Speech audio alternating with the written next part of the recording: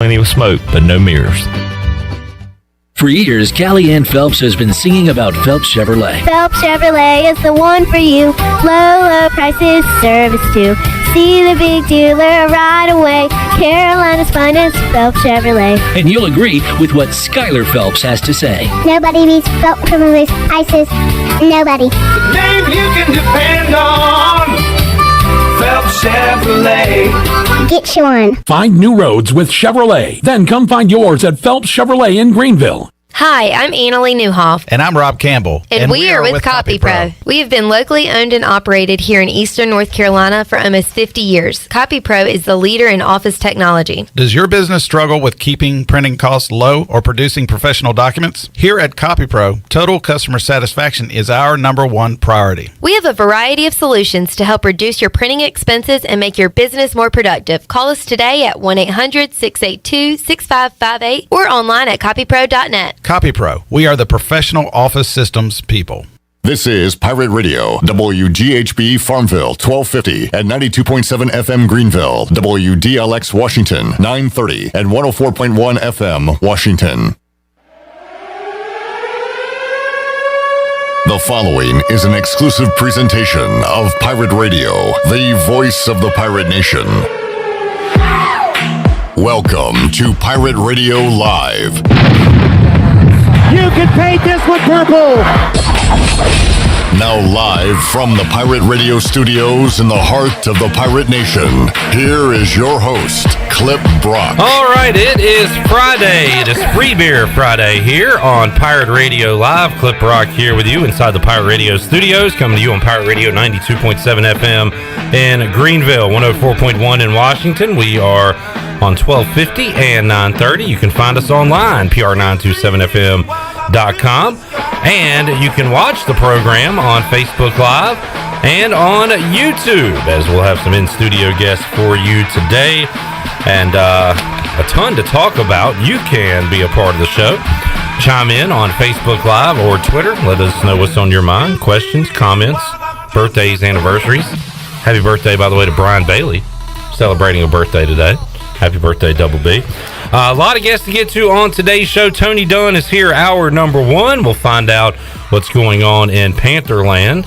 The Panthers locking down a tackle for the foreseeable future. We will dive into that, some other NFL headlines, and continue our Friday football fan preview. A couple of Fridays ago, we previewed the Cowboys. Today, we will preview the reigning, defending, undisputed NFC East champion Washington football team, trying to make it back to the playoffs with a losing record, as they did a year ago.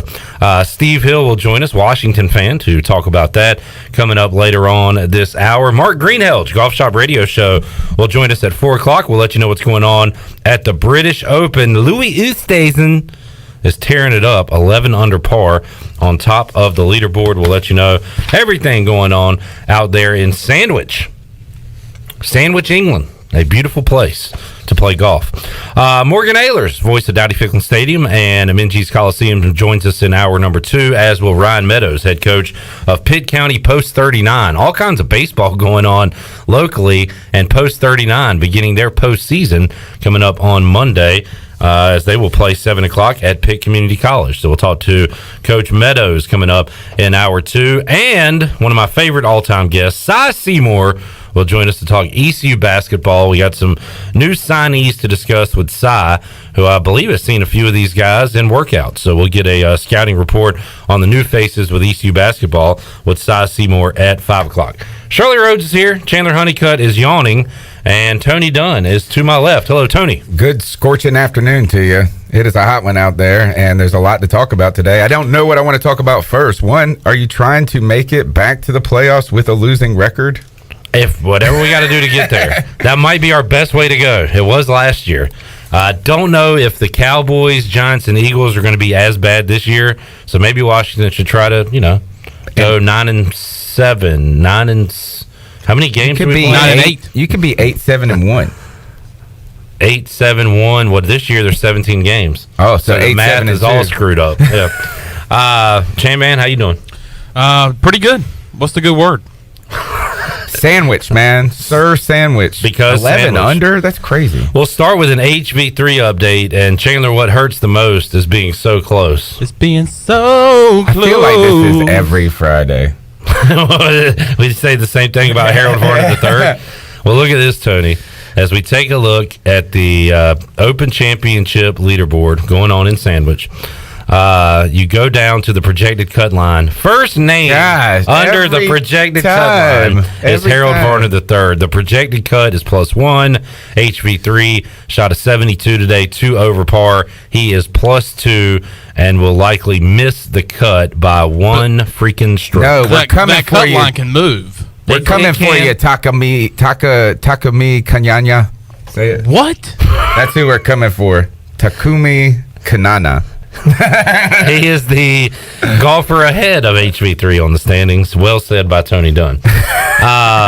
You're right. The line can move depending on what happens with guys still on the course. The problem is he's already shot. A lot of these guys are done for the day. There are still some playing, but we're going to need a miracle at this point for Harold Varner III to make it into day 3 of the Open. Once again, Louis Oosthuizen is on top at 11 under par. Colin Morikawa is 9 under. Jordan Spieth 8 under. So some big names at the top of the leaderboard there at the Open.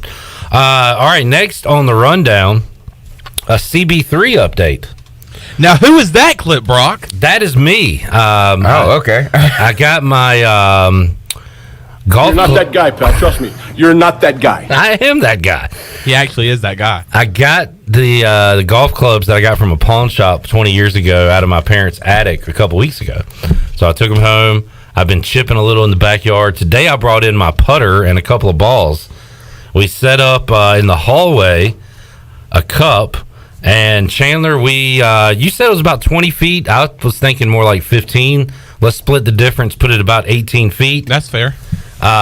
First and only putt I shot, buried it. Right in the cup. And then he hung it up. And he retired. I did not try another one.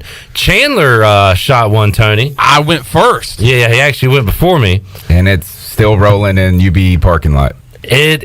Now swinging dingers. Thank you, Shirley. It's one thing to go out, drive a ball into a field or the woods and lose it. How do you lose a ball in a hallway? In a radio station. Let's ask Chandler because that ball has still not been found. Well, where did you hit it?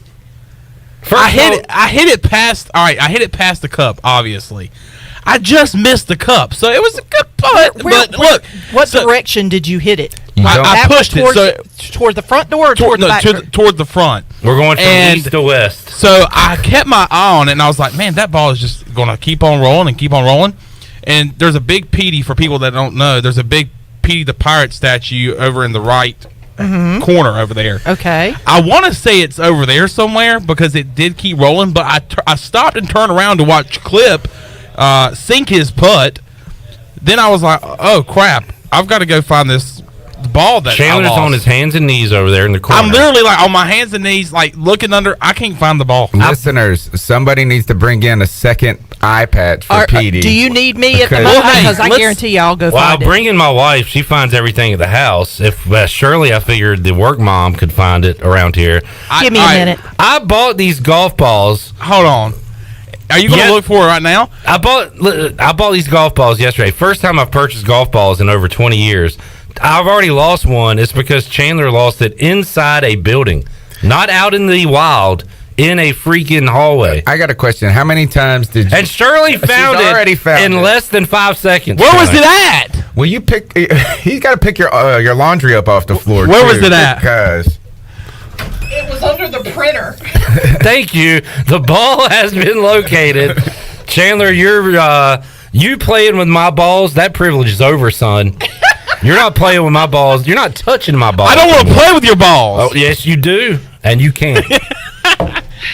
Well, you know what? I'm one of those golfers that if I was... You're not a golfer, first of all. Clip hasn't played golf you're judging me off years. of a putt? Yes. What'd you do for the last week? What'd you do for the whole last week? What have you done for me lately? I played like 2 rounds of golf last week. Clip just walked into the attic and is sinking these putts. Well, here's the thing. The reason I found it so quickly is because when you've worked here for as long as I have, you learn that over the years we have had some incidents with water. And you know where it travels, huh? Because Shirley knows how to read the floor. The floor is slightly, it's not quite level. We didn't take into account the left to right. Yes, the wood and grain. it hung a right and went underneath the wheel. It sat. It was sitting. Literally, that was the first place I looked. Could have used. I looked underneath the copier. You had a look on your face like, watch this. And yeah, because there's only certain places a ball can go, but I also that's know, what I told Clip. No. If you will, can I finish? Can I finish? Can I finish? I had to show him that. But no, I know that the floor is not quite level. There's a slight roll to it. So I knew that if you were watching it and going towards Petey and you couldn't find it, then I was like, yep, I know exactly where it is. It's probably around the copier. And I just took a knee, looked under, there it was. This is a clear case of Shirley Rhodes having the green book. Yeah, this is a clear case of Shirley has been here too damn long. She's got that book that they're trying to outlaw. I know where all the nooks and crannies are in this building. I told Clip, I said, it's not lost. I said, we know it's in the building. It's somewhere over there around the printer. I even joked with you that it was behind the printer. I didn't know it was under the printer. Why didn't you just go get it? I was getting to this earlier. Like, I'm one of those golfers that, like, if I can't call yourself a golfer anymore. Look, listen. If I hit it in the woods, and if it's anywhere, like, there has been so many times where I hit a golf ball, and I think it's, what we call, like, oh, you're up. That means that it's laying somewhere where you can hit it. And then I go up there, and if I don't see it, I'm just like, screw it, and I just drop. I get another ball. You're a cheater. I don't even try to look for the ball. So you would rather... It's wasting... I'm a pace player. I like to go. Like, I don't want to sit there and that's try to look for a ball that's for 10 minutes. That's what I do as well. Every time I just walk right into the middle of the fairway and drop the ball and say, man, this is where it laid up. Couldn't find it. As a kid. That's not what I do. I go to where I think it went in the woods and I drop it. It's a 2-stroke penalty. Oh, okay. Lost golf balls is how I paid for a lot of ice cream and teeny bopper magazines. Where did you get in the summer?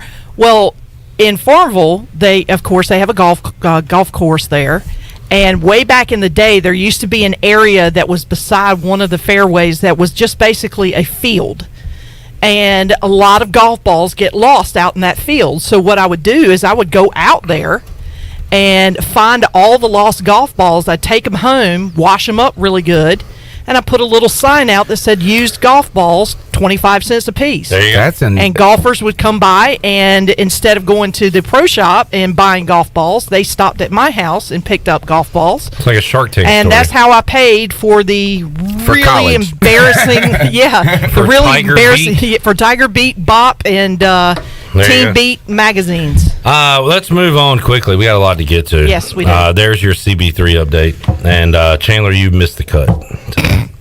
By a shot. Minor league report. We'll try again next weekend. What happened last night in minor league baseball for former Pirates? A lot of guys were in action last night, but unfortunately didn't register anything. Burley went 0 for 5 last night with the Cardinals. Yeah, after having that couple of days where he just jacked some home runs, he went 0 for last night for the Cards. They lost to the Frisco Rough Riders 9-3.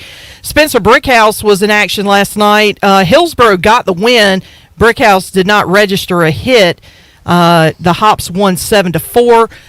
West Michigan Whitecaps played a doubleheader against the Fort Wayne Tin Caps. They won both games. Bryant Packard only played in game 2. He was 1 for 2. And in one minor league update for Jeff Hoffman, he is going to start for the Dayton Dragons tonight at 7:05, and that will likely be his last rehab start.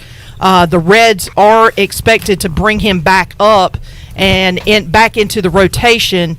They had planned to wait till after the All-Star break to reactivate him and bring him back up. So he'll make the last rehab start, or likely what will be his last rehab start, coming up tonight at 7:05. Ah, man, Dayton Dragons, cool name. I thought they'd have a cool hat, but they do not. I'm disappointed in that. They could do a lot more. I'll talk about the hats in a minute. And then summer ball, only a couple of guys in action last night. Riley Johnson went 1 for 4 for the Bethesda Big Train in the Cape Cod League. And Alec Makarevich went 2 for 5 last night with 2 RBIs for the Wilmington Sharks in the Coastal Plain League. So that's what we've got for that. And hats. How about the Wood Ducks? Oh, yeah. Yeah, the Wood Ducks. I almost thought I was thinking collard greens, and I thought, oops, I just called them the wrong name. Wood Ducks have got some sweet hats to give away coming up tonight for the first 1,000 fans. First 1,000 are going to take home a free Kinston collard greens hat. Yes, and if anybody grabs one and doesn't want it, I do. Because I've got a solid green one, but I don't have the one that they're giving away tonight, and I really want one. And next up on the rundown, before we take a timeout, congratulations to the state champions. The 10-12 Greenville Little League Tar Heel team defeated Winston-Salem last night 3-2 to win the 2021 state championship. They move on to Warner Robins, Georgia, where the top 2 teams there in the Southeast will represent the Southeast in Williamsport in the Little League World Series. So they have an opportunity to once again be playing far into the summer on television, as they did a few years ago. As Scooter Rogers told us yesterday, they won't start that tournament in Georgia until early August. So bit of a long layoff here, some time for the guys to enjoy the pool, hang out a little bit before they get back to baseball. Yeah, looking forward to that. And, of course, in August as well, the Little League World Softball World Series is going to be getting underway in August as well. Just got my email yesterday for the volunteer PA position. So are you going to be doing some PA? I applied to do so. So, awesome. Yes. So I just have to figure out when my availability is going to be and work it out with them. So. Very good. All right, let's take a timeout. We'll come back. We'll get into some NFL headlines. We'll talk Panthers with Tony Dunn. Also get a Washington football team preview with Steve Hill. He'll join us. Washington fan will be with us in the Pirate Radio studios. We'll talk NFL for the rest of the hour when we return after this.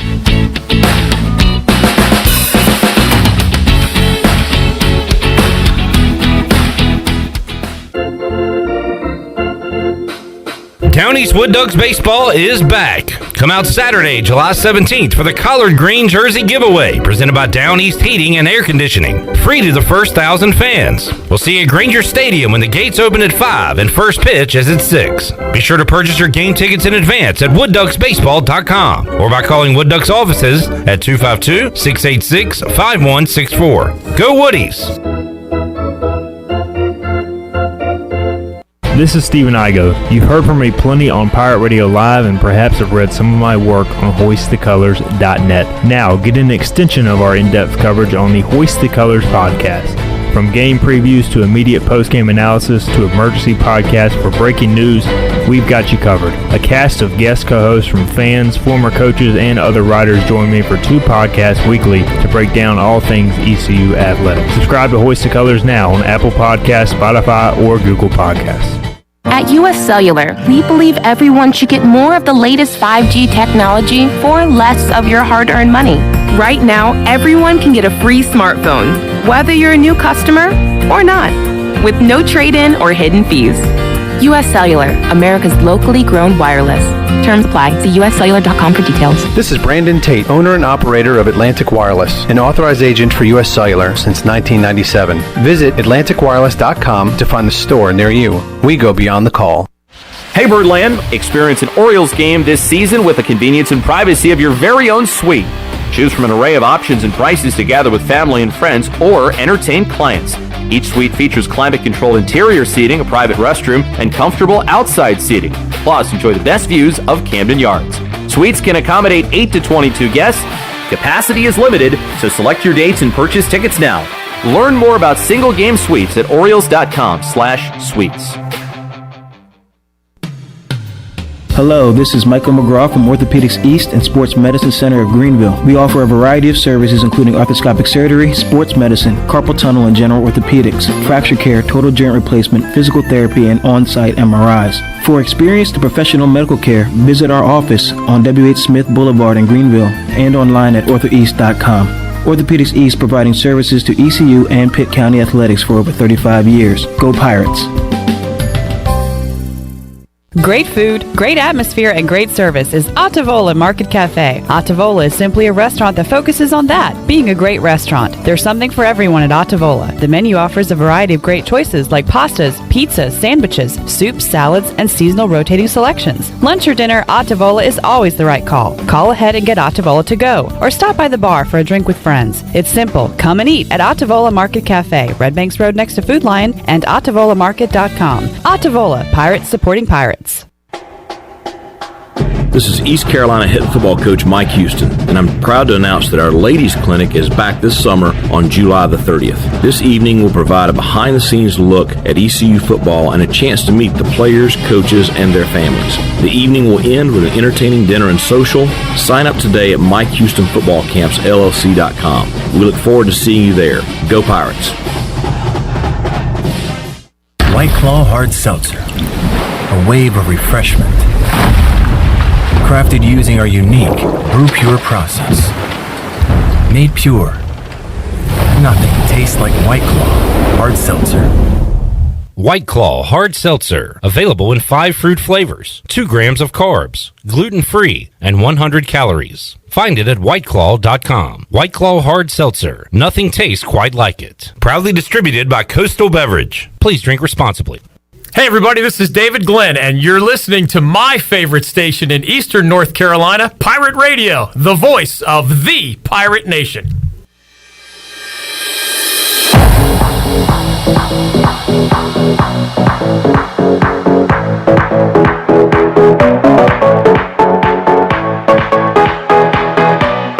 You're listening to Hour 1 of Pirate Radio Live. Save lives, be a hero, and make $1,000 your very first month donating plasma at Grifols Biomat USA. Start now at Biomat USA on 505 South Memorial Drive. A better donor experience and better pay.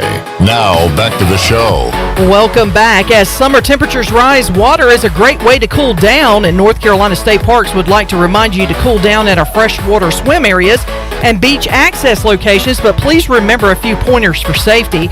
Always swim with a buddy. Don't allow anyone to swim alone.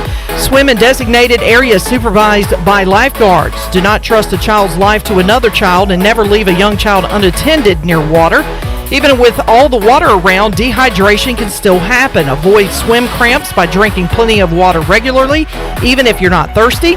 Cool down at your favorite North Carolina State Parks. Check out ncparks.gov and plan your escape from the heat today. And as we head back in to the show, Clip, I know you were going to mention this earlier, but I'll go ahead and mention it now.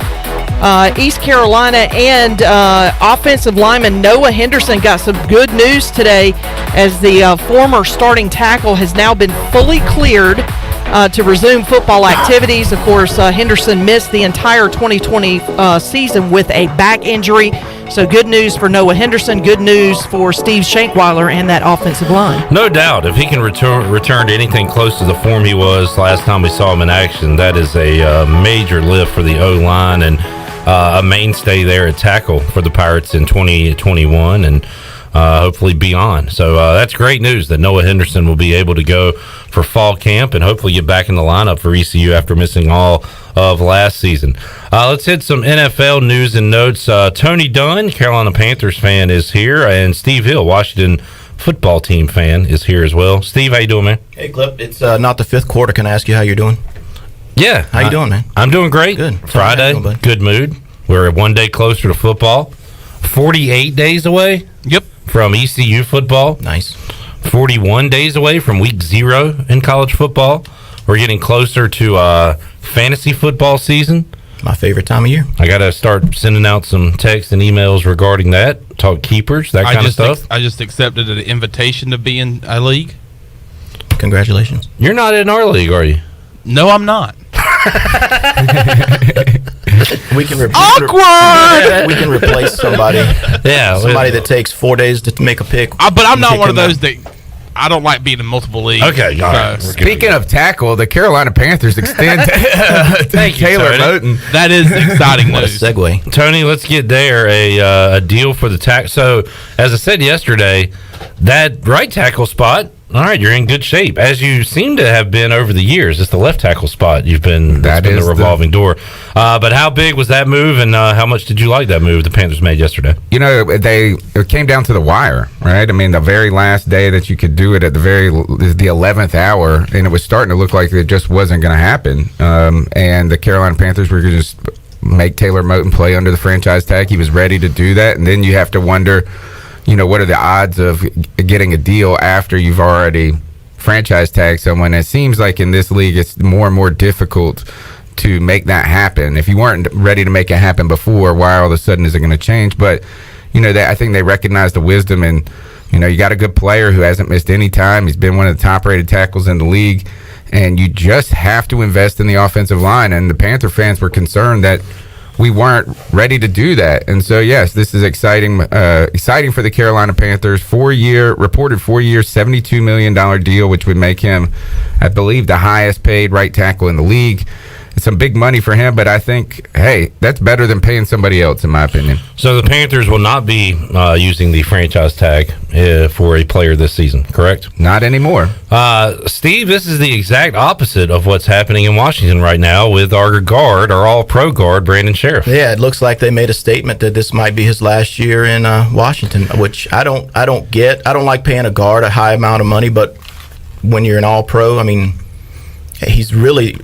It stinks, but I get the thought has to be we're going to pay all these defensive linemen that we drafted. That's right. And keep them in Washington. Right. That if that doesn't happen, I'll be really upset. We're just banking all this money for later. Yeah, no. So they're going to have to re-sign some of these defensive linemen that they've drafted over the years, and Allen and Payne and all those guys, and eventually Chase Young and others. So they're going to go that route, it appears.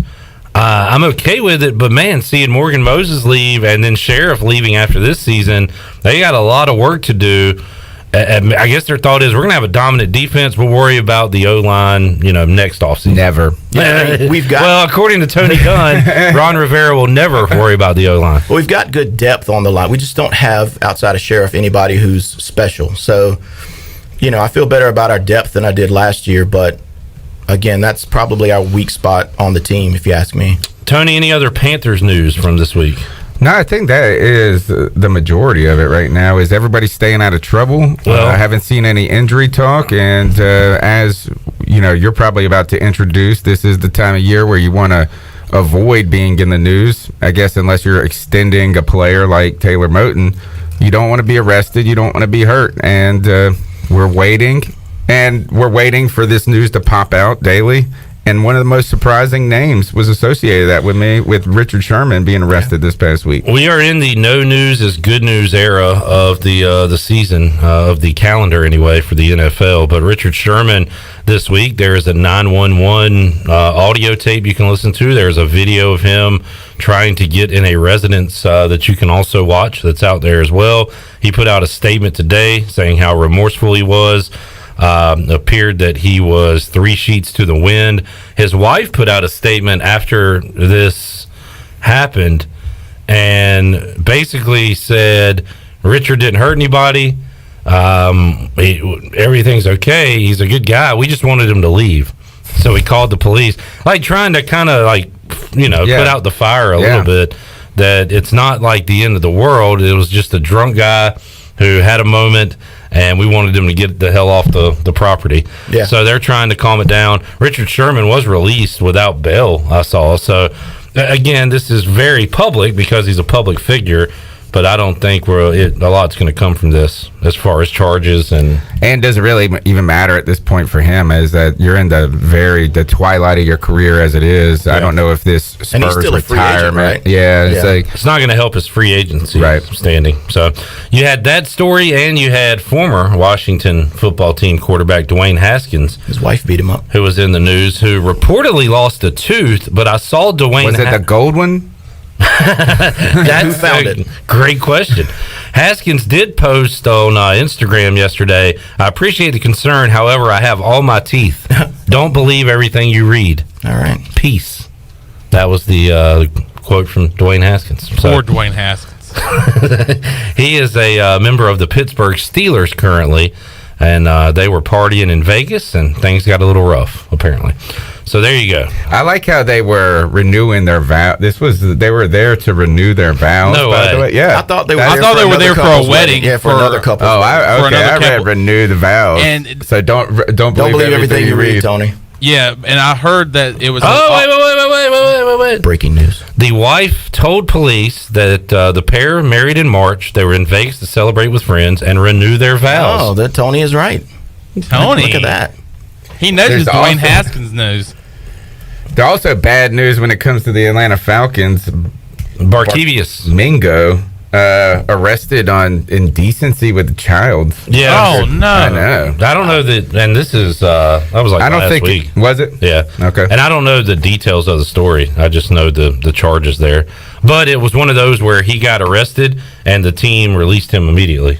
Yeah. Rather than see how it all played out. Right. So I don't know. I think the Falcons have learned their lesson on that. Is they just gotta. You almost have to with a charge like that. I mean, I know you're innocent until proven guilty, but I mean, you can't wait around for that. All right, so there's the bad news. Well, I'm sure we'll have some more NFL arrests next Friday, Tony, when we reconvene. So let's talk about good news: how the Washington football team can make the playoffs with a losing record. Again, Steve, I was looking back at last year's season. Washington on November 15th fell to 2-7. Yeah. Shame on the Eagles, Giants, and Cowboys for letting this team get into the playoffs at 2-7, but they're able to sweep the Cowboys, sweep the Eagles, get swept by the Giants, which was weird, and make it to the playoffs in year one with erratic quarterback play. Used 3 different quarterbacks, had a shell of Alex Smith there at the end of the year, had to go to Taylor Heineke in the playoff game. A very weird year, Steve, but one thing we do know, the Washington has compiled one hell of a defense, and that showed in 2020. Oh, absolutely, especially that front seven, or definitely the front four. I think we've got the best in football on that front four. You can't double any one of the defensive ends because the other one's going to come and get you. So I like how we addressed the linebacker position in the first round because that's the weak spot on the defense is the linebacker. So I don't know anything about Jamin Davis, but he looks like a stud, and I have very high hopes for him that he's going to make an immediate impact. He runs a 4.48, so at least he can run down some ball carriers. I just hope they don't get past him. But when we drafted him, I mean, he's an outside linebacker, which is where we needed to fill a hole. But all of OTAs and minicamp, they've been playing him at the Mike position. So Bostic is not an outside backer. So I don't know what that means, if they're just giving him reps just in case or what the deal is, but he's better served on the outside, especially with that speed. Linebacker, go ahead, Tony. I'm sure Luke Kuechly will coach him up. That's right. Luke Kuechly has talked to the linebackers. He is more posh. He is more a member of Washington than he is Carolina now, folks. One of the needs going into the offseason, along with linebacker, was wide receiver. Now, they did draft a receiver out of North Carolina, De'Ami Brown, but they took care of the receiver position in free agency, getting Curtis Samuel from the Carolina Panthers. What do you think about Samuel in this offense? Oh, I think he's great. I mean, you got 2 legit 4-3 guys that are going to start, and there's not going to be any more double teaming Terry McLaurin, I don't think. And then you also have to remember Kelvin Harmon coming back. On his rookie year, I mean, he was outplaying McLaurin in the preseason until he got hurt. So, we don't know what we've got with him, but you got Adam Humphries too, which is a low key signing, but I mean he's productive, especially in the return game. So McLaurin is a true number one. I think at this point, I think he's proven that on the outside. Samuel, how much outside did he play, if any, Tony, with the Panthers? Oh, he played all over the field, and that was he's so dynamic. He played on the outside. He would line up in the slot. He'd line up in the backfield. It was just difficult for him to supersede DJ Moore and Robbie Anderson on the outside, and I don't think it's his ability that was the problem. It's just like, hey, we need to get all these guys. Yeah, we need to keep all these guys on the field together. Curtis Samuel is one of those names. We were talking about fantasy football popping off soon. As you can see him being a real volume guy this season for your fantasy team. I mean, is that all of a sudden he's got the contract now and he's going to have to live up to that.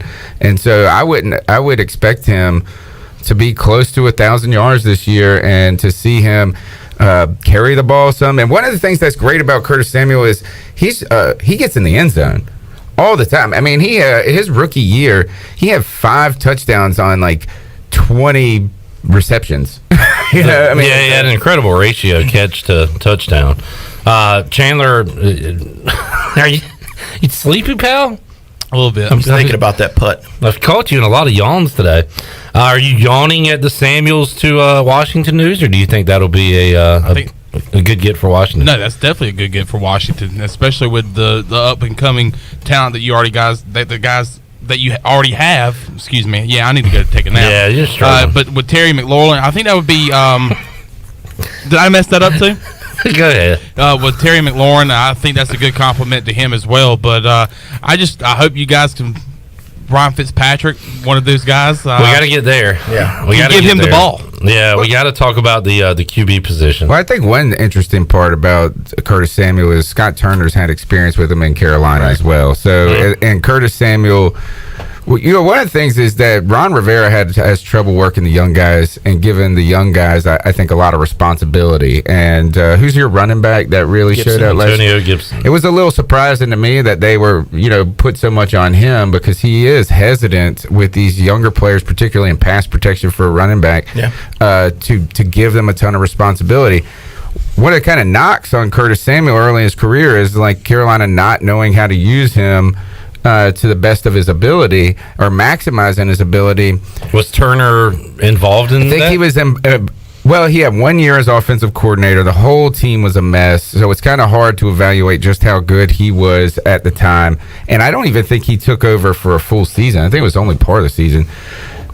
But I think it says a lot that Curtis Samuel went and signed at a place, too, with Scott Turner. There's a familiarity, and I think that's a vote of confidence from Curtis Samuel that it wasn't schematic that was the problem at that moment. And I think it's interesting that Ron Rivera welcomed him in. So that's why I think there's kind of some soft signals that say, look, this could be a promising sign for the Washington football team. And, early depth charts that I have been looking at the last week has got him slated to start in slot. So they're not using him in outside. Well, I'm not saying they're not going to use him, but I guess that's primarily where he's going to play, which might be his strength. I mean, I think he's super dangerous in the slot. Before we take a timeout, we'll get to Fitzpatrick and other parts of the roster. But what about the draft, Steve? Who else did you like in the draft? I'll tell you a guy that I didn't know much about, but he's been breaking up passes left and right in OTAs, is the third-round pick, Benjamin St. Juste. I mean, they've been talking about him all offseason. A pick that... Skins. Washington might have had a very productive third round here, getting Brown, and they had the extra pick because of Trent Williams, right, where they drafted this cornerback. Right. I mean, this guy was going one-on-one against Terry McLaurin and was knocking passes away. Now, whether that was a quarterback mistake or if he's just getting up there, but they've been talking about him. And De'Ame Brown is another guy who, like you said, is wide receiver was our weakness heading into the draft or heading into the offseason in total, and I think it's now might be one of our strengths. Yeah. Chandler, you'll be glad to know they drafted Cameron Cheeseman, a long snapper from Michigan. Congratulations, I was going to say that needs to be the jersey that everyone gets. Cheeseman? Yeah. Hey, they let go their long snapper for how long was Sundberg the snapper for? 8 or 9 years. Time. Yeah, one of the longest tenures. But we have a similar situation like that in Carolina. We went and got Thomas Fletcher, who was a 4-year starter for Alabama and won however many national championships there. So has a lot of success behind him. And J.J. Jansen is the guy that's probably looking at being cut here after being with us since 2009. So, those are two long snappers that went into the draft this year late. But once it's very weird seeing a long snapper go anywhere in the draft. Yeah, Washington found their man. We swooped in right before you and got ours. That's the thing is that. Oh, was there a run on long snapper? There was. Long snapper, I think it was like 222 and 225 or something like that. They told Bryce Williams they were going to draft him and then drafted a long snapper. Oh, it was a punter, right? Yeah, I know, but Cheeseman, what a great name. Yeah. I love it. Now, if he went to the Packers, that would be the highest selling. They should have just drafted him for that. Just a for one-day contract. Real quick, while it's on the screen, players under the franchise tag, so something to think about for next offseason. Chris Godwin, Allen Robinson, Cam Robinson, the tackle, Marcus May, the safety, Marcus Williams, the safety, and Brandon Sheriff. So players that could be, or will be, I guess, free agents going into next offseason. Do the Jets have two really good safeties? Because I know that they let one of them go. They got rid of was Jamal May Adams. the replacement. Yeah, Jamal Adams. I feel like I believe still with Seattle. Yeah, as far as I know. Yeah, they got like a first round pick or maybe a couple first round picks for him. Jets have. I don't recognize the other So name. it's just Ashton May. Davis. Okay. Yeah. All right, let's get a break in, Charlie. We'll come back. We will get Steve's thoughts on the new signal caller for Washington. What does that mean for Heineke and Kyle Allen? Ron Rivera loves some Kyle Allen. Heineke, the hero. What does Steve want the name to be when Washington gives their franchise a nickname? And the outlook on the NFC East. Tony Dunn is here. Chan Man, Shirley Rhodes. We're back with more Pirate Radio Live after this.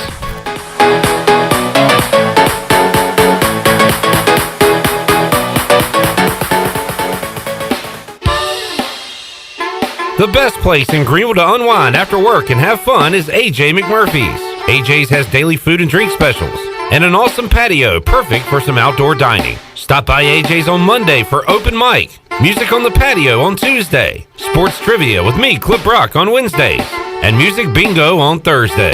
AJ McMurphy's, Turnberry Square at Bells Fork, and on Facebook, Instagram, and Snapchat.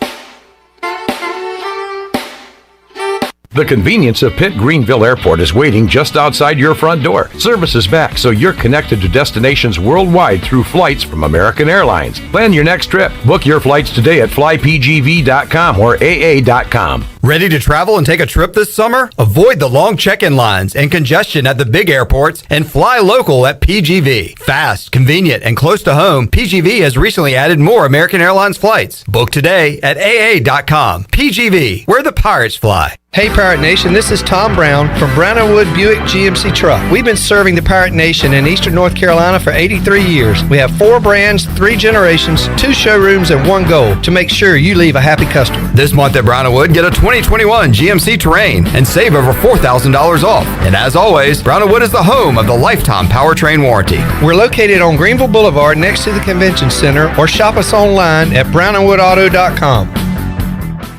At Jimmy John's, we don't make sandwiches. We make the sandwich of sandwiches. We use fresh veggies because we don't hate salads. We just feel bad for them. We make our sandwiches exactly how you want because you're the one who's eating it. And we bake bread all day, every day because stale bread isn't bread. It's croutons. Sandwich history is written by the victors. Good thing we have legible handwriting. Jimmy John's, the sandwich of sandwiches. Order pickup or delivery on the app. If you're recovering from an injury, getting back into sports, dealing with everyday pain or fatigue, then Kinetic Physical Therapy and Wellness can help you get back on track and live well. Kinetic's award-winning staff features a TPI golf specialist that offers assessments and rehab to help you get back on the course and playing your best. This is Dr. Shondell Jones, and you deserve to live well. Call us at 364-2806 or visit kptonline.com. Go Pirates! Chico's Mexican Restaurant is where the fiesta never ends. Grab your amigos and head to Chico's every Wednesday for shrimp tacos for only $9.99. Plus Wednesdays means all Mexican imports for only $2.50. Thursdays, enjoy your favorite beef, chicken, or vegetable fajitas for only $9.99. For Mexican food and fun, it's got to be Chico's in downtown Greenville and now available through DoorDash, featuring a half gallon of the famous margarita mix to go for only $9.99. Chico's, where the fiesta never ends.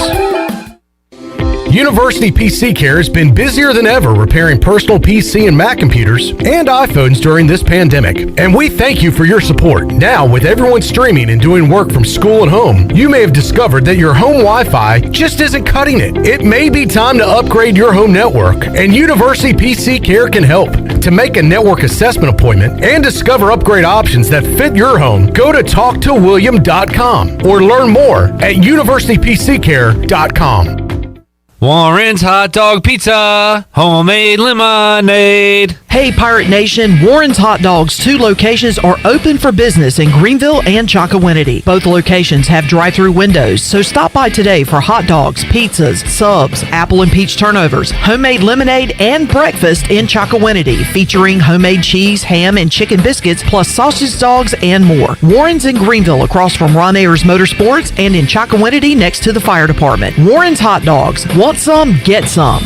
Hi, this is Phil Steele of Phil Steele's College Football Preview Magazine, and you're listening to Pirate Radio, the voice of Pirate Nation.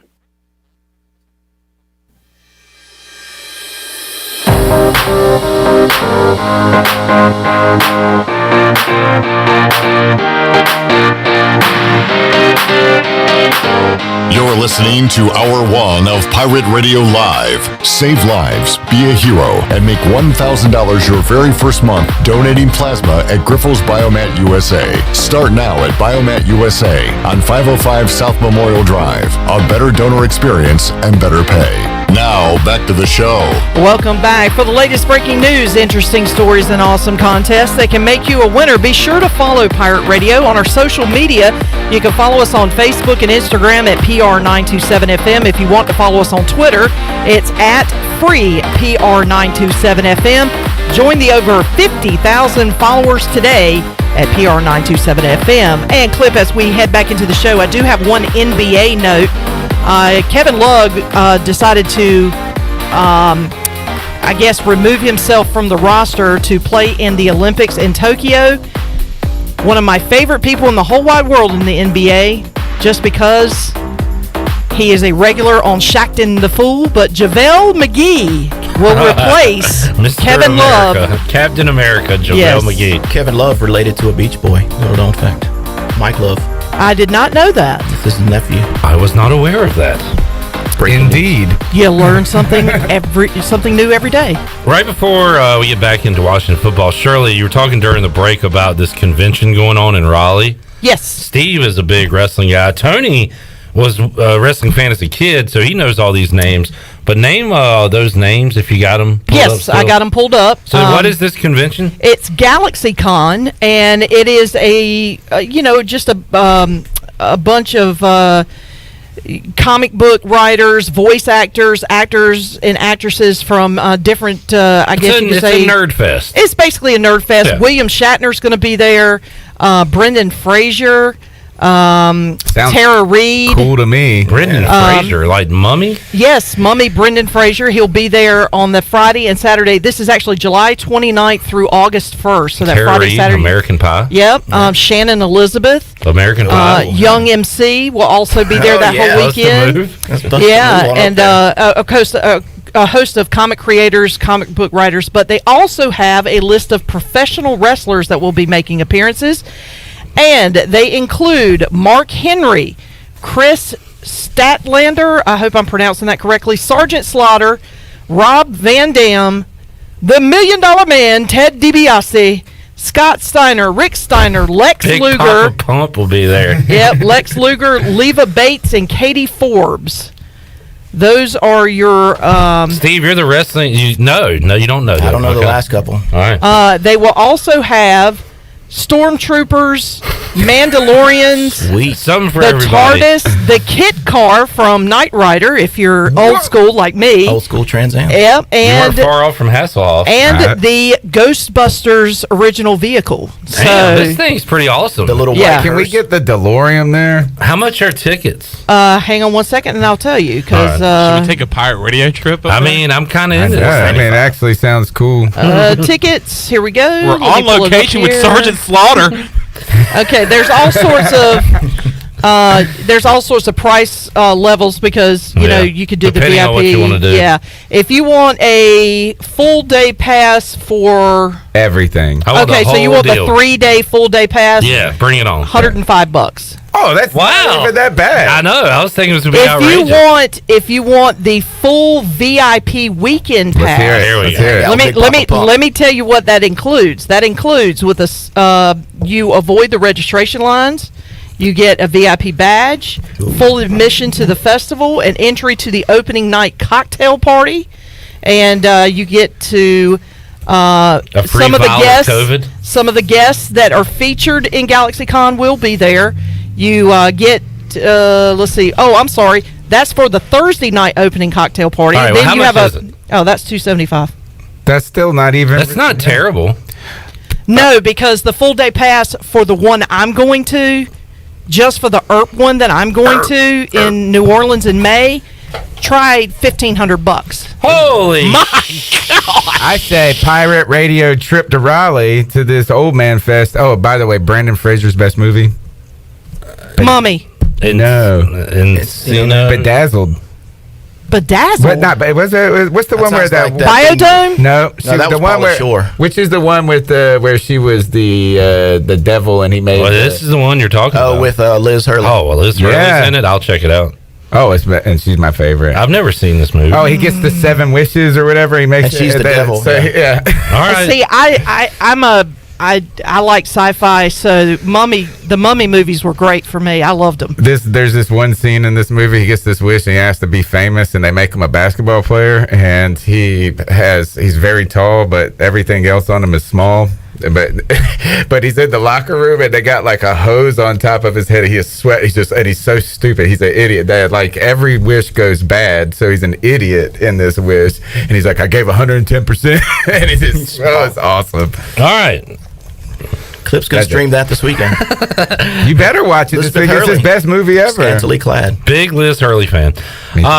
Steve, are you a big Ryan Fitzpatrick fan? Okay, I'll take that as a no. When he shows up, yeah. For the money we signed him for, it's not a bad deal. When you look at other options out there, I still like Heineke over. I mean, I know it's just Heineke. It's just OTAs, but all the players seem like they're behind Heineke. I mean, they're all talking about him, and Fitzpatrick's been throwing interceptions all over the field.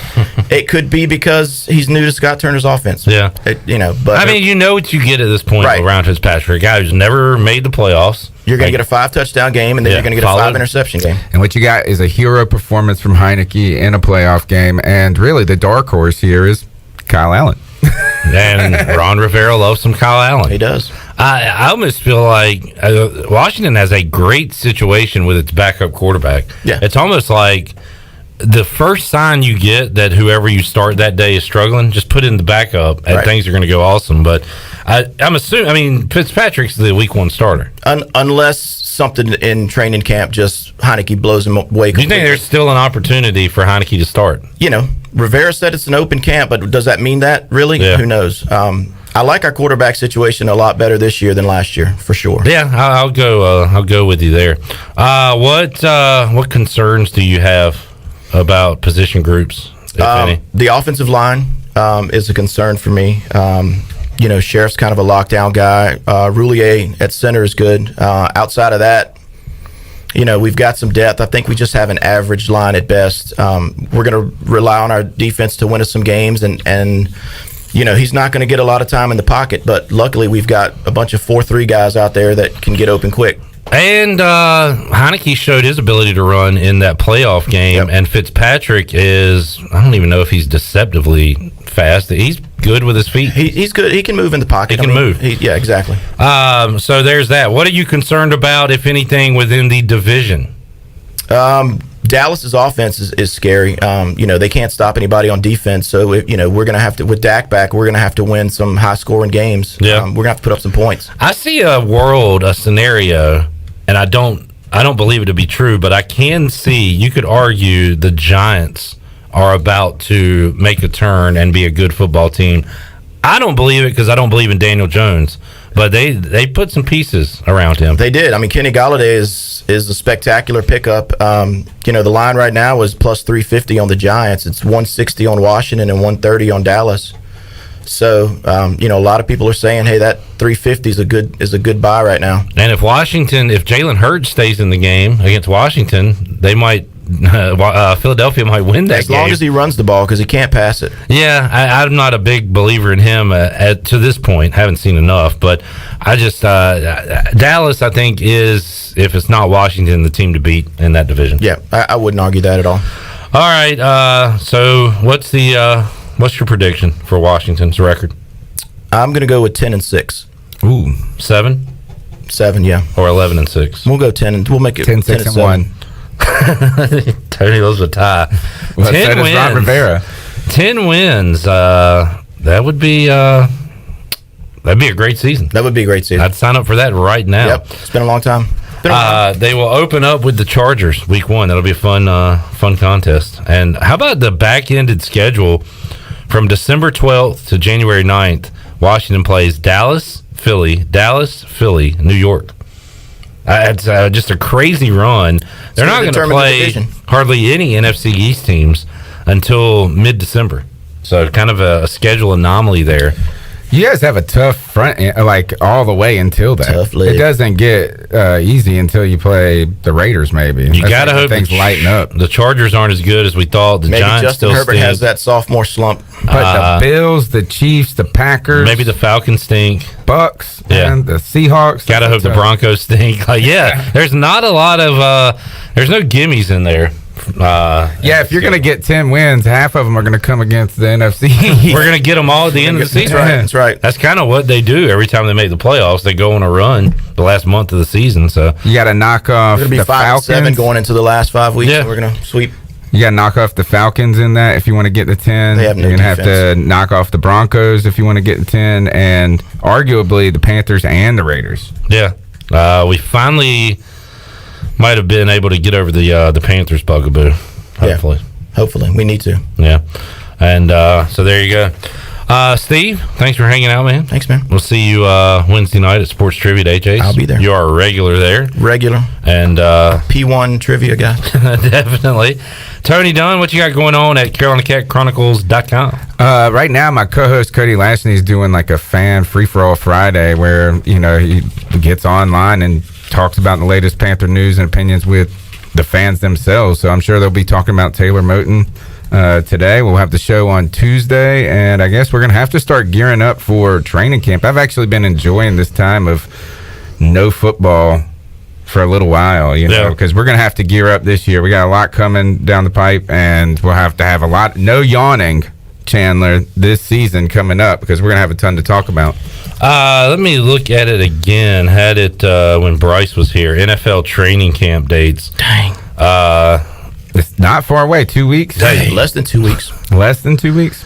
Let's see. The Cowboys and Steelers open up in less than 2 weeks. Yeah, I think Washington was 2 weeks as of this past Wednesday. So, yeah, less than 2 for us. Oh, okay. Well, then maybe it's next week when the Steelers and Cowboys open up then, because they play the Hall of Fame game less than 3 weeks from now. Are you guys playing any other teams in training camp? I think we're playing 2 teams. Chandler knows. Are they doing the split squad this year? If so, I'm sure For Washington. Panthers? Yeah, the Panthers are playing have 2 joint different practices with the Colts and the Ravens. Nice. So I think they took those away last year, right? With COVID and everything. Hopefully we're getting back to a normal. Hall of Fame game was gone too, right? Yes, sir. Yep. And that'll be back this year. Only 3 preseason games for most teams that aren't in the Hall of Fame game this year. All right, fellas. Enjoyed it. Thanks. See you later. Take a time out. Come back. When we return, we'll get a British Open update, HV3 update, and tell you what's going on out in Sandwich, Kent, England. That is where the tournament is being held this year. And boy, it still stinks to see Harold Varner III, the first name below the projected cut line. We'll talk more about that with Mark Greenhalgh from the Golf Shop Radio Show when we return after this.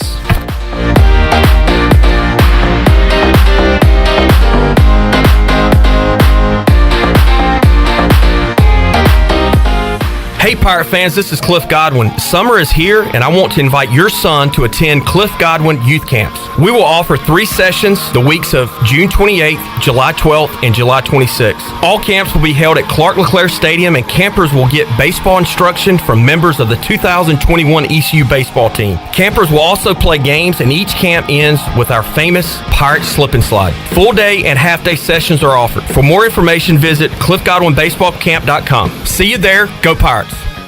Save lives, be a hero, and make $1,000 your very first month donating plasma at Griffel's Biomat USA. At Griffel's, it adds up fast. New donors can earn up to $1,000 in your very first month. It's the easiest way to make extra money. Start now at Biomat USA, 505 South Memorial Drive, Greenville. Find your donor center at grifflesplasma.com. Make up to $1,000 in a month and save lives now at Griffel's Biomat USA. A better donor experience and better pay. Here with Melissa from E&S Hemp Company. Melissa, tell us how your products and services can help people. Well, for over 2.5 years, the team at E&S Hemp Company has been helping educate our community on the many benefits of our products. Our customers have seen great success dealing with everything from stress, anxiety, fatigue, pain, and PTSD, just to name a few. You can come in today and our staff can help you find the best products for your needs. You can visit us at Fire Tower Road near Sam Jones Barbecue or enshempcompany.com. Bostic Sugg Furniture in Greenville has been serving Eastern North Carolina since 1937 and been a proud member of the Pirate Club for over 45 years. We offer top name brands featuring Lazy Boy, Kincaid, Rowe, as well as a large selection of furniture made in America. Our factory trained sales staff has over 100 years of experience and offers free in-home design service. Visit our website, bosticsugg.com, to shop 24 hours a day and follow us on Facebook for unique special offers. Compare and you will discover why Eastern North Carolina has been coming to Bostic Sugg Furniture for over 70 years. You've worked hard to start your business and working even harder to make it successful. And that's why it's important to have a bank in your corner when you need them. This is former ECU baseball player Ashley Capps from Select Bank and Trust. And as the business world throws you curveballs, we're here to be responsive to your needs. Our team of local bankers can make local decisions and cares about you, the customer. Get the business services that are right for your business today with Select Bank and Trust. Bank local, bank select, member FDIC. I can't think of anyone who doesn't love a clean car, but how often do you actually go to the car wash? Does it take too long, or maybe it's just not a very nice place? Tommy's Express changes everything. Our wash is bright, inviting, clean, and fast. I love the flat conveyor belt. So easy to pull onto, much smoother ride, and safer for my car. And when you join Tommy Club, you can wash as often as you like for one low monthly price. I save money and time. We're Tommy's Express. Tommy's Express Wash, now open on the corner of Greenville Boulevard and Red Banks Road in Greenville. Do you suffer from pain, anxiety, or sleeping issues? Eastern Healthcare has a solution for you. Eastern Healthcare is the premier CBD store with retailer quality products to help with any ailment you might have. They carry nationally recognized brands such as Curative's Delta 8, CBD Distillery, and Charlotte's Web with a wide variety of delivery systems. This is Adam from Eastern Healthcare. Come visit our store at 2245 Stansburg Road across from Vidant Hospital or call 227-4199. Eastern Healthcare. Wellness starts here. There's no better time to drive away with a quality pre-owned car, truck, or SUV from Greenville Auto World. Greenville Auto World is your authorized rough country dealer. We specialize in lift and leveling kits along with custom wheel packages. Whether you're looking for ground clearance or enhancing the appearance of your vehicle, trust our team for your off-road experience. Greenville Auto World, 3840 South Charles Boulevard across from Hardee's at Bell's Fork, or online at greenvilleautoworld.net.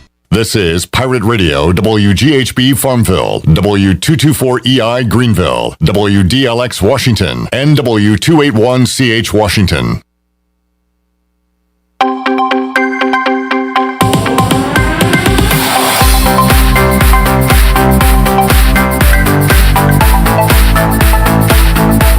You're listening to Hour 2 of Pirate Radio Live. Do you need custom t-shirts, apparel, or promotional items for your business, organization, or event? Keep it local. Print it local with University Sportswear. Contact them today at universitysportswearenc.com. Now, back to the show. Welcome back. The Tarboro River Bandits are back in action. Come experience the best collegiate baseball around this summer. They're only 20 minutes from Greenville, and the River Bandits have a beautiful stadium, family and kid-friendly atmosphere, great food and drink specials, plus the coldest beer in the East. For more information or to purchase tickets, visit them online at TarboroRiverBandits.com. Now let's head back in to Pirate Radio Live. Here is your host, Clip Rock. Alrighty, it is Free Beer Friday. Free Beer Friday, brought to you by Bud Light. Summer's better with a nice cold Bud Light. Pick up some Bud Light today at your favorite retailer. Bud Light, proudly distributed by Carolina Eagle Distributing since 1989, the official beer of the ECU Pirates. And we have a great prize pack for you today. Some Bud Light Retro Summer Seltzers, 12-pack of Bud Light Citrus Variety Pack. We got a shirt, a hat. We got pizza from Domino's, Pirate Radio shirt. We got a lot of stuff to give away today in hour number 3 of today's show, so it can be yours if you are the lucky caller. All right, right now we will head out to the Fixed NC Live line and welcome on Greenie, Mark Greenhalgh from the Golf Shop Radio Show, coming your way 8 to 10 a.m. Saturday on Pirate Radio. Greenie, how you doing today, man? I'm doing good. Now I'm just craving beer and pizza. Yeah, well, it's a long weekend ahead, so make sure you get yourself a Bud Light this weekend. Greeny, you will be checking out the Open, as we all are, this weekend, and we always start with our guy here, Harold Varner III, the former Pirate, who had a good day yesterday at even par. Today goes 2 over, and it looks like that is going to keep him from playing the weekend, because if you look at the projected cut right now at PGAtour.com, he is the first name under the cut line. Projected cut is +1. He is +2. His 72 today looks like it's not going to be enough to get him to Saturday. Yeah, just too many mistakes early in this round. He was 3 over par for the day through 7 holes. Birdied 8, bogeyed 9, so not a good opening 9 for him today. Tried to close it out a little bit coming back in, making 3 birdies, but the 2 bogeys were costly. He did birdie 18 to give himself an outside chance, but he is going to be the first player to miss the cut. So just kind of one of those deals where, just didn't seem to make enough putts, and that seems to be, kind of a recurring theme for Harold. So he's got to get that flat stick going one of these weeks, and we'll see him at the top of the leaderboard. Yeah, you sound like a broken record, and you are correct, Greeny. We talk about that every Friday with you here, that HV3 just a few putts away from really putting together something special, it seems, at these tournaments, and going to miss out on the weekend at the Open. Bryson DeChambeau, we seem to talk about him every Friday as well. Let's hit his comments from yesterday real quick. Want to get Greeny's take on this. Shirley, let's hear Bryson DeChambeau. If I can hit it down the middle of the fairway, that's great. But again, with the driver right now, the driver sucks. It's not a good face for me, and we're still trying to figure out how to make it good on the mishits. So, and that was a part of his comments there. You hear like a baseball player say something like, yeah, right now I'm struggling with the glove. The glove stinks. Well, he's saying he himself, the human, is making errors, not really blaming the glove. In this particular case, Greeny, I guess Bryson is not saying I'm struggling with my swing when I'm driving. He's saying the driver itself, the equipment itself sucks. Is that right? Yeah, well, and I blame my clubs for an awful long time. that got me hosting a radio show and not playing golf professionally. So, he does. They spend a lot of time with him tinkering with these clubs. I mean, especially with the single length golf clubs. I actually use single length golf clubs now, and it's a different environment. I don't have the time to tinker with mine, so mine are just kind of the way that the One Iron Golf sent them to me. But yeah, I mean, there's a constant tinkering that's going on with your equipment, whether it's putting new wedges in play. Colin Morikawa actually added some weight to his putter these last couple weeks playing over across the pond, because traditionally the greens are slower over there because a lot of these golf courses are exposed to wind and they can't get the greens as fast, because otherwise the ball would just be blown all over the green. So you always make some tweaks, but I think he kind of threw his company under the bus, and they didn't appreciate it, and they made a comment, and then he tried to walk back his comments, and it'll be interesting to see as we progress how this relationship goes between Bryson and Cobra. Interesting. He is 1 over par after shooting a 70 today. Looks like he will be around for the weekend. At the top of the leaderboard, Louis Oosthuizen 11 under par. Colin Morikawa is 9 under. Jordan Spieth 8 under. These are some very low scores, Greeny. And were you expecting something like this on this course? The scores that these guys have been able to put up? Well, it's interesting. When you look at Royal St. George's, in the last 5 Open Championships that have been held there, we've had a score as high as +2 win, and we've had a score as low as -13 win. Wow! And what you really understand is that where this golf course is located, traditionally it's the wind. I mean, they claim there's one tree in this golf course. It's somewhere near the 3rd green. I haven't seen it. I think it's a glorified thorn bush or rose bush or something like that. So it's not really even a tree. So what you get is kind of narrower fairways, and then you get a lot of open space, a lot of rough, and you get a lot of wind. And what's happened is during the entire practice week, these guys faced a lot of wind, and then suddenly yesterday the wind kind of started out, maybe 10 or 12 or 15 miles an hour in the morning, maybe kind of sustained around 15 towards the afternoon, and then died late. And then today, basically about half of that for the entire day. And what you saw yesterday was you saw some really good scores in the morning, and then some decent scores in the afternoon. But nobody in the afternoon really got up at the top of that leaderboard. And then when you flip it around and those guys that went late yesterday go out earlier today, suddenly after the morning wave, you saw all these guys that were, maybe were kind of on the outside looking in up near the top of the leaderboard. And then the afternoon guys, because they didn't have that wind pickup, they were able to kind of leapfrog back up to the top of the leaderboards. The wind the next 2 days, tomorrow is supposed to be very similar to today, although the weird thing is that it actually has a potential to be windier most of the day, and then as the leaders come to finish up around 6 o'clock local time, the wind's going to kind of die out. So what you might see is maybe not a whole lot of action going on, and then then a whole bunch of birdies being made as they get to the easier back nine. And then on Sunday, there's supposed to be hardly any wind, so this could be a tremendous shootout, except for the fact that Sunday afternoon, as the leaders come to the back nine and start to finish up, the wind's supposed to pick up. So it could be really fun the next 2 days in the afternoon, watching a lot of birdies on Saturday and maybe watching guys hold on Sunday. And now I'm going to ask you to predict what's going to happen, which is almost impossible with what you just said, with the wind playing such a key role in this tournament. But Oosthuizen at 11 under par, and again, some big names up there with Morikawa at 2 behind him. Spieth is 3 back. Dustin Johnson 4 back. You go on down, and we saw what Jon Rahm did at the U.S. Open. He is 5 under 6 back. So how far is too far back at this point, Greeny? Who's still in contention here with Oosthuizen as we head into Saturday? And like I said, because there's so many birdies available out there, I mean, there's easily guys that are at 4 under par can shoot maybe, potentially 10 under the next couple days and have a shot to win. This is going to be a very hard one to predict, but I'm going to tell you some things that maybe to look for over the weekend instead. Guys have flaws. Most players have flaws.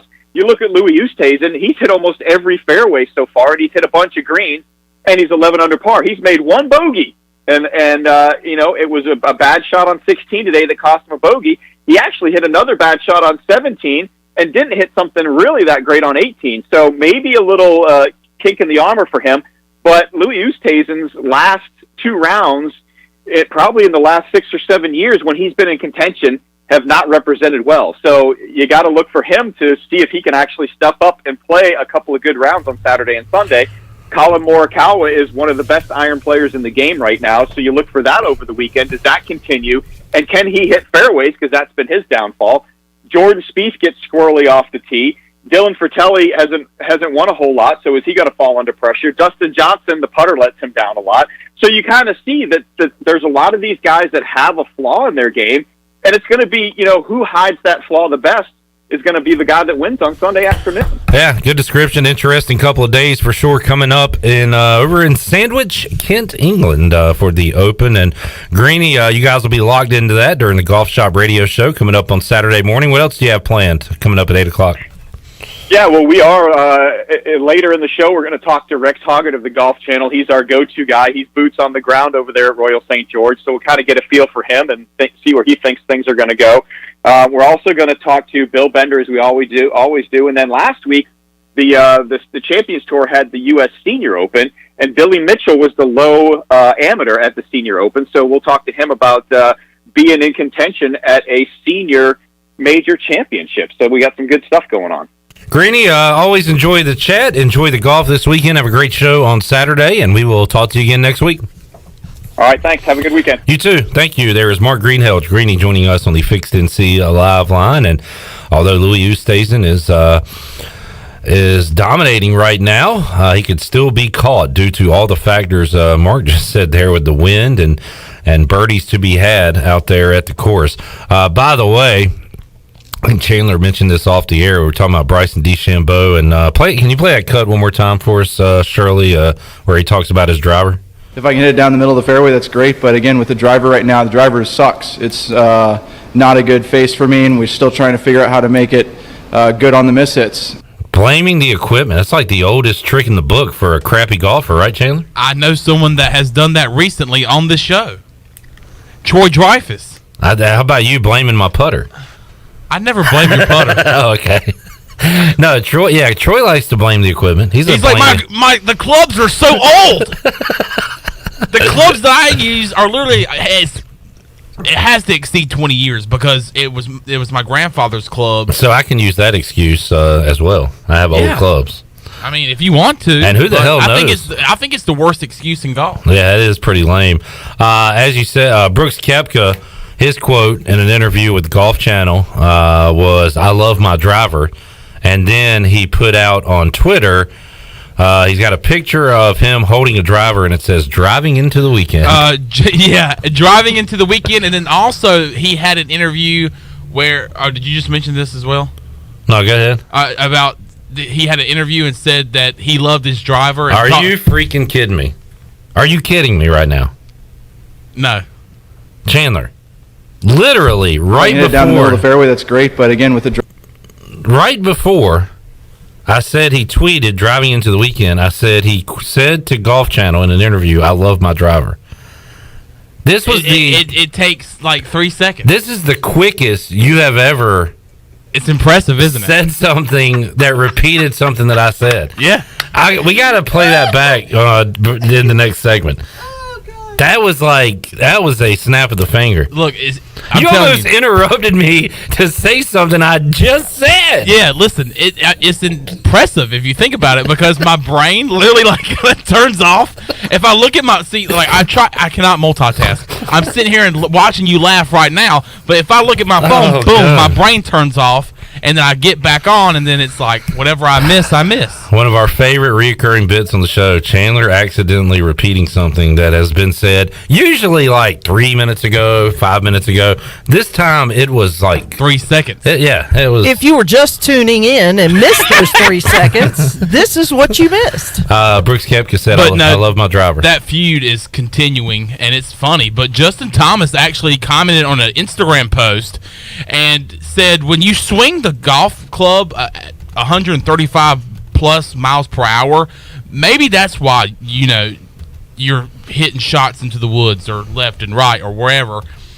I mean, I think it's always somebody else's fault, right? But the thing is that I think Bryson DeChambeau is just way too busy trying to work on his long drive and trying to swing as hard as he can. Where in golf, you really don't have to swing as hard as you can, as long as you have the great technique and form and stance. Chandler giving some golf tips. Yeah, so just relax and hit the golf ball. You don't have to swing out of your shoes, dude. I'll give you some putting tips during the break.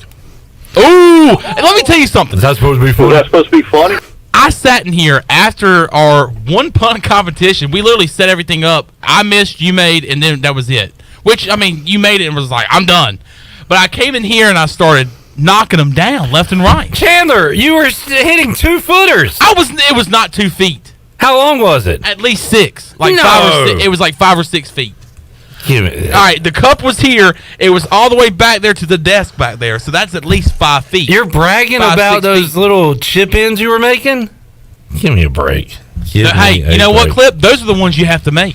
In case anyone was ever interested in what we do here all day, there's a little behind the scenes. All right. Well, let's take a break. We'll come back. Morgan Ahlers will join us next. Hey, Morgan Ahlers is actually going to be on the show. If you're just tuning in. We'll talk hoops, we'll talk football, we'll talk more with Morgan Ahlers on a Friday edition of Pirate Radio Live, a free beer Friday edition of Pirate Radio Live. More to go after this.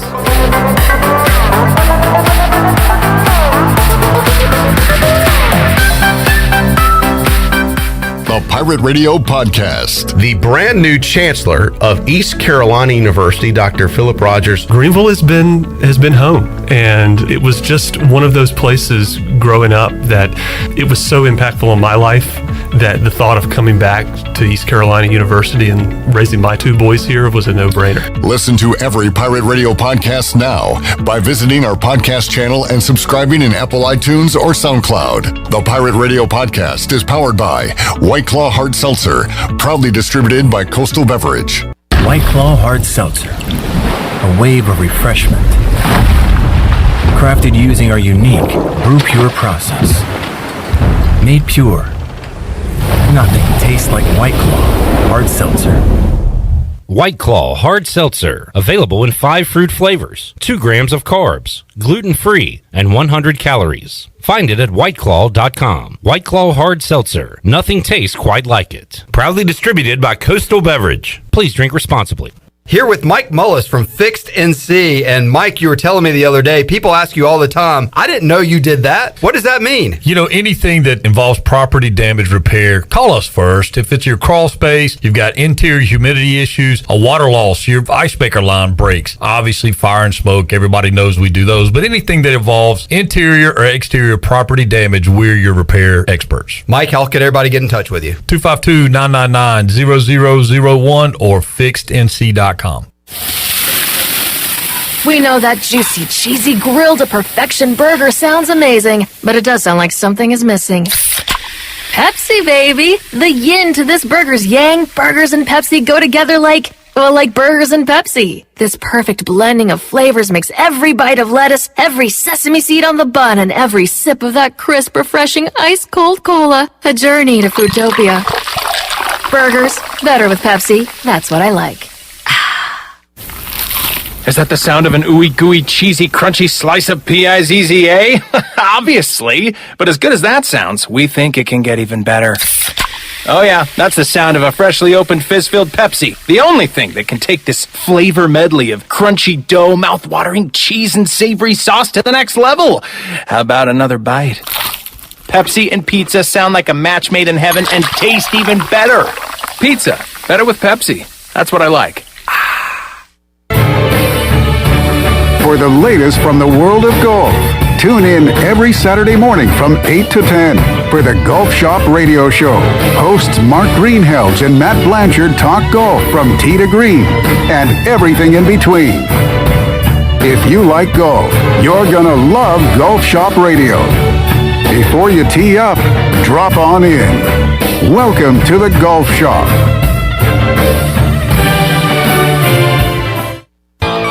UBE and PirateWear.com are proud to offer the Pirate Nation its largest inventory ever. Brand new Adidas is arriving daily, along with Under Armour, Columbia, and Russell Athletic. UBE is loaded with cargo, and new items are being added daily to PirateWear.com. Be sure to check out our children's store, The Crow's Nest, for all of your young pirates. UBE and PirateWear.com, an ECU tradition for 50 years. Go Pirates!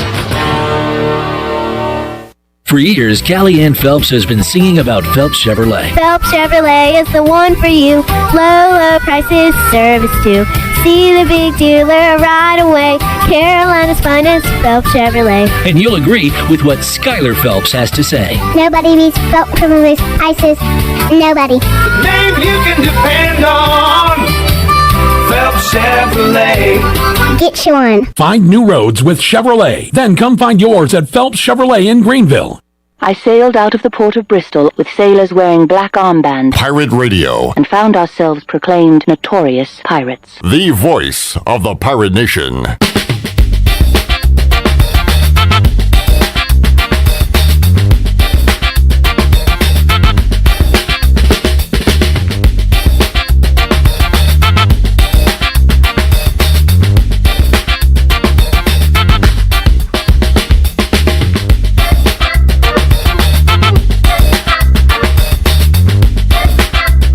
You're listening to Hour 2 of Pirate Radio Live. Do you need custom t-shirts, apparel, or promotional items for your business, organization, or event? Keep it local. Print it local with University Sportswear. Contact them today at universitysportswearenc.com. Now, back to the show. Welcome back. Do you need custom t-shirts, apparel, or promotional items for your business, organization, or event? Keep it local and print it local with University Sportswear. Contact them today at universitysportswearenc.com, the official sportswear provider of Pirate Radio for 18 years. Now let's head back in to Pirate Radio Live. Here's your host, Clip Rock. All right, the Baltimore Orioles tweeting out less than an hour ago a picture of Connor Norby rocking the O's jersey and hat. As he looks pretty sweet. He does. It's a good fit. Orange is a good color on him. Yep. It has signed officially with the Baltimore Orioles, so congratulations to Connor Norby. Talked briefly via text with Thomas Francisco today. We'll try to get him on the show next week and talk about him joining the Cardinals organization. Get to Morgan Ahlers here in just a moment, but first, real quick, if you missed our last segment, we talked to Mark Greenhalgh, Golf Shop Radio Show, Harold Varner III, one spot back of the projected cut. He is +2 projected cut. Actually, there is no more projected cut. There is a did not make the cut. Harold Varner, the first name there at +2. So the cut line was +1 at the Open. That stinks. One shot back of being able to get a hefty payday and play on into the weekend. So we were talking about that. We're talking about Bryson DeChambeau saying his driver sucks, and some comments from Brooks Koepka. And I read those comments, and then Chandler has this thing he does where we talk about something, and then a few minutes later he'll bring it up as if it hadn't been discussed. And it's just, you get sidetracked with you do other stuff during the show. It's fine. But it has become like a reoccurring deal here on the program. Well, contact the Guinness Book of World Records, because today he set the world record for repeating something I said in the shortest amount of time. Shirley, you did the count on this. What did you have it at? 26 seconds. So 26 seconds after I said something, Chandler brought it up as if it had not been discussed on the show. Let's rehear that again. Brooks Koepka, his quote in an interview with Golf Channel was, "I love my driver." And then he put out on Twitter, he's got a picture of him holding a driver, and it says, "Driving into the weekend."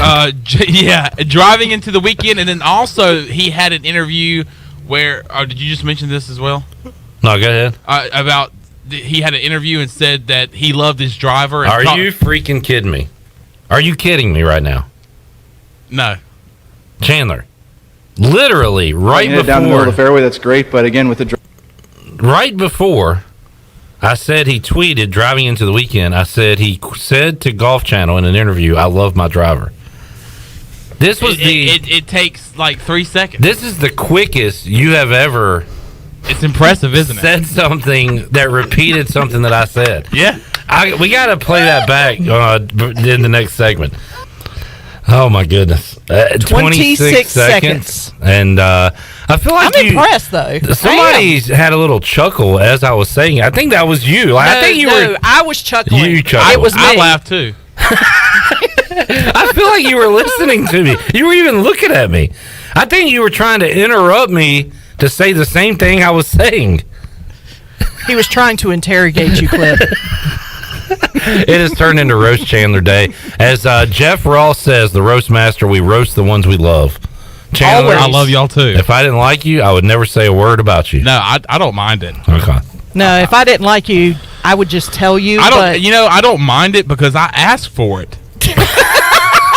I mean, no, seriously. It'd be different if I just sat here and did nothing and said nothing, and y'all were just like, "Hell, you're stupid." That'd be a different. I'd be like, "Okay, what the hell's wrong with y'all?" But I mean, that was crazy. I asked for it. I walk into it. I couldn't believe it. I mean, yeah, there are days where you say something and man, it's got headlights on it. We just cannot ignore it. It's just who I am. And I'll take. You can throw me under the bus. Shirley, we'll get on her sometime. So it's all part of the thing. It just seems like. Wait, we have like a snippet of that conversation from a while ago. What conversation? Well, are you doing it on purpose this time? Yeah. Okay, yeah. Oh. See, folks, he does not do that. Was on purpose. That was on purpose. Look, that messed me up because I was over here looking. I was like, "What? Did I not load something? What did I miss? No. What am I missing?" See, don't mess with me We've like discussed that. this during the break. For people out there that think this is a radio bit, this is not a radio bit. I actually have a situation going on where I tune out. The lights turn off. I don't want to joke. I've got to pay the light bill in my brain. It's not that your lights turn off; they just dim a little bit. Susan for a while says Chandler's too young for these lost thoughts. Like if you have early Alzheimer's or CTE from being a long snapper, I don't want to make fun of you. That can't be the situation. Long snappers never get hit. That's the problem. I need to go see a doctor about this. And then I'll go see a doctor, and he'll tell me, and I'll say, "What's up, doc? What's going on?" So what is it? He would go on for about 5 minutes about what's wrong with me, and I would say, "All right, well, so what's wrong with me?"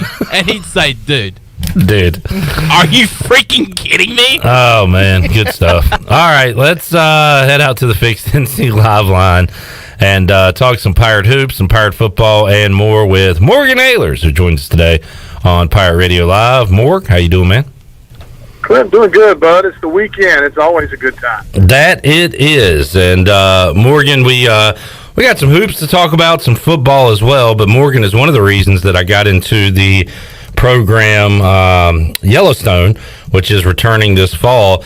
And I watched a movie recently, a new movie with Kevin Costner that had a Yellowstone feel to it, Morgan. Have you seen Let Him Go that came out in 2020? Is that the one where they have to go back and find the grandkids and That's the one, yes. come down and eat them or something? No, I haven't seen. Well, I'd recommend it if you're looking for a Yellowstone fix. Not exactly a fun watch, but it's a good movie. I'll have to check that out on your recommendation. All right, there you go. Kevin Costner, Diane Lane, and others. There's the Clip Rock movie recommendation on this Friday. Morgan, we got some basketball to talk about, which is exciting. ECU hoops. We'll talk to Seymour coming up a little bit later on in the show. But East Carolina announced the signees this week, and boy, a ton of new faces. You're going to have to, unlike last year, get out your programs and find out who these players are we're going to be seeing on the court for the Pirates. But you told me all off season, Morgan, just relax. Everything's going to be okay. And we do indeed have a roster. And looks like Joe Dooley's brought in some talent to add to this East Carolina roster. Yeah, last Monday, I actually had Tuesday rather, I had a chance to go over and watch their workouts in the afternoon. And I know you got Cy coming up a little bit later on, but he and his son Todd were there as well. And we were talking and watching some of the players. And there's some talent out there. Some of the young kids they've got coming in, the young man, I think Reyes from Texas, or excuse me, I think Reyes is from Baltimore. And they got the young man from Texas, both about 6'7", and really have some nice shots from. They really were working on the 3-pointers when we were out there, 3-point shooting. And both sides, Todd and I were looking at each other and said, well, these kids can shoot it. And it's not just the flat foot, just trying to heave it type shot. They're jump shots from beyond the 3-point line, good arc, good follow through, and that was very impressive. R.J. Felton from South Carolina, and I'm going to let Cy get into more detail with you in the next hour. Yeah. But dude, he's is about as athletic looking a basketball player as you're going to find. I will say on Felton, Morgan, and I try not to get too much from those highlight tapes they put out because they're only going to put out your best plays, but he has one of the more exciting highlight tapes I've seen for a high school kid coming to ECU. Felton.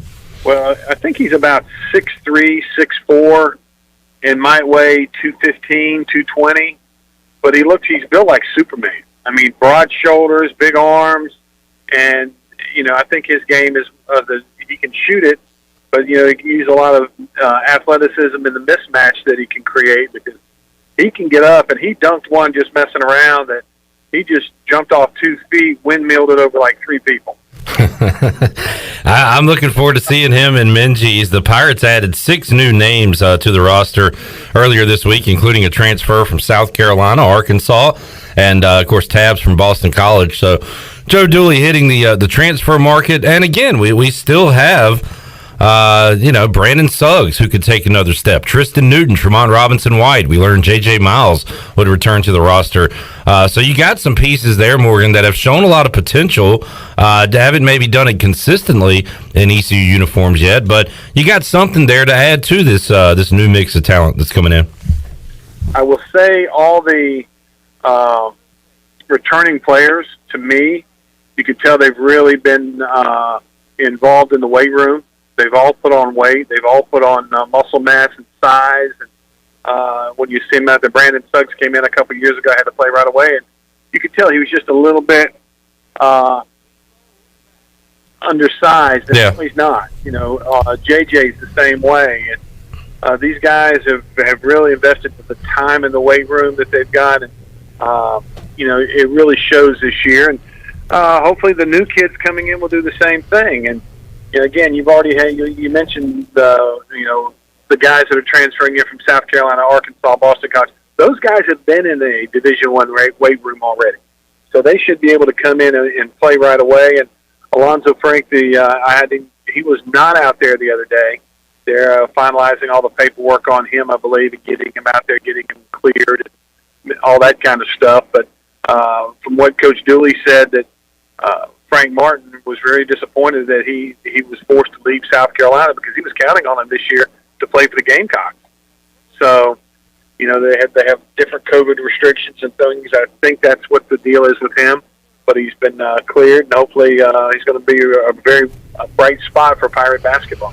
Morgan Ahlers joining us. Morgan, you talk about beefing up, getting bigger. That's a nice segue into ECU football. Stephen Igo and I have been previewing the ECU position groups heading into the season, and yesterday we talked offensive line and tight end, and a lot of that chat, Morgan, was about guys getting bigger. Bailey Malovic in particular, a tackle last year who was thrown into the fire with the injuries to Deontay Smith and Noah Henderson.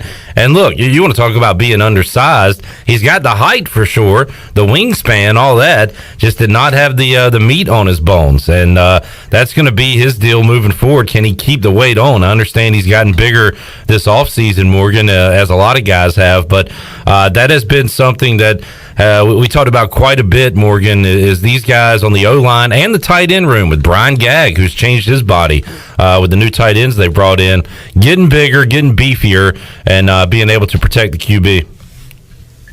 But before I get into anything on the O-line, I will say this. I listened this morning to the replay, and I heard you and I go talk about the tight end room.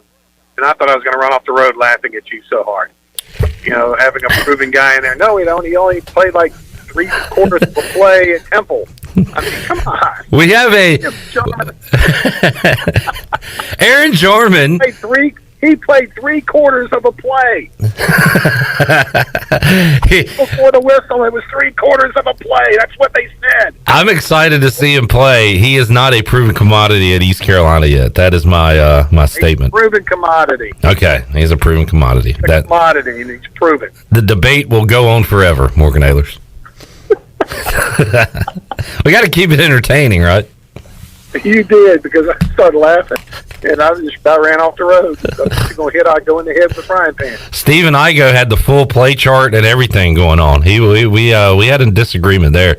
But my point, the overall point stands. Big John has been working with these guys. And look, go back to Bailey Malovic. I'm interested to see what he looks like body-wise this year, Morgan. Well, Bailey's the kind of guy that, he's in the 6'6", 6'7" range, I think. But he's probably never going to be 350 in his life unless he blows up like me and starts eating pizza all the time, okay, and stops working out. Because his body frame, he looks more like a big power forward in basketball or a professional wrestler with his body type. Nothing wrong with that, But if he can get to 295, 300 with his body type and keep it there, keep his quickness, he's got the ability to play a pretty good tackling. And the skill set to maybe play it at a different level if he continues to hold his size and weight and speed. Because he did, considering he played at, 219 last year at tackle or whatever it was, he did a pretty good job, especially toward the end of the year. What did we get wrong on the O-line preview yesterday, Morgan? Who's a standout on the O-line that we didn't talk enough about? Steve Shankweiler. That's a very good point. And by the way, and we didn't dive into this, we kind of ran out of time. The recruiting Shank has been able to do, and the Pirate staff has been able to do to bring in future O-linemen, has a lot of Pirate fans excited for what the future could look like. Yeah, the thing is with recruiting, you've got to set your priorities on what you want to do and who you're going to bring in. And I'm not bad-mouthing anybody that was here previously, but I think there was a mantra of let's bring in the best available athlete, not necessarily certain position groups, and their desire to bring in one or two offensive linemen. You can't do that. You got to go get 3 or 4 or 5 about every year, and hopefully 1 or 2 of those are going to pan out. And we saw they did that with the D-line a couple of years ago. Morgan just brought in about 8 or 10 of them, and now we're going to see, I think, the fruit of that coming up this year, where you're going to have a lot of bodies. We should be able to see that with the O-line here pretty soon, hopefully. I think you'll see it this year. I think you'll see some guys that have now been in the weight room for a year and a half with Big John, his staff, and it's really going to pay dividends. I think, last year, again, we talked prior, and we go back, they call it the Georgia State debacle. Well, you go into the Georgia State game, and you're literally starting 5 guys that have really never played college football before. And you're putting in a couple guys that, they were probably sitting there going, well, I get to travel, go down to Atlanta, go to the aquarium or something, I'm not planning on playing. Wait, what? Huh? I'm starting? And on top of that, they're moving around positions too, right, Morgan? Yeah, and that makes a big difference. And I think as you saw the year progress and how the team progressed, I think that the line started really coming together and gelling.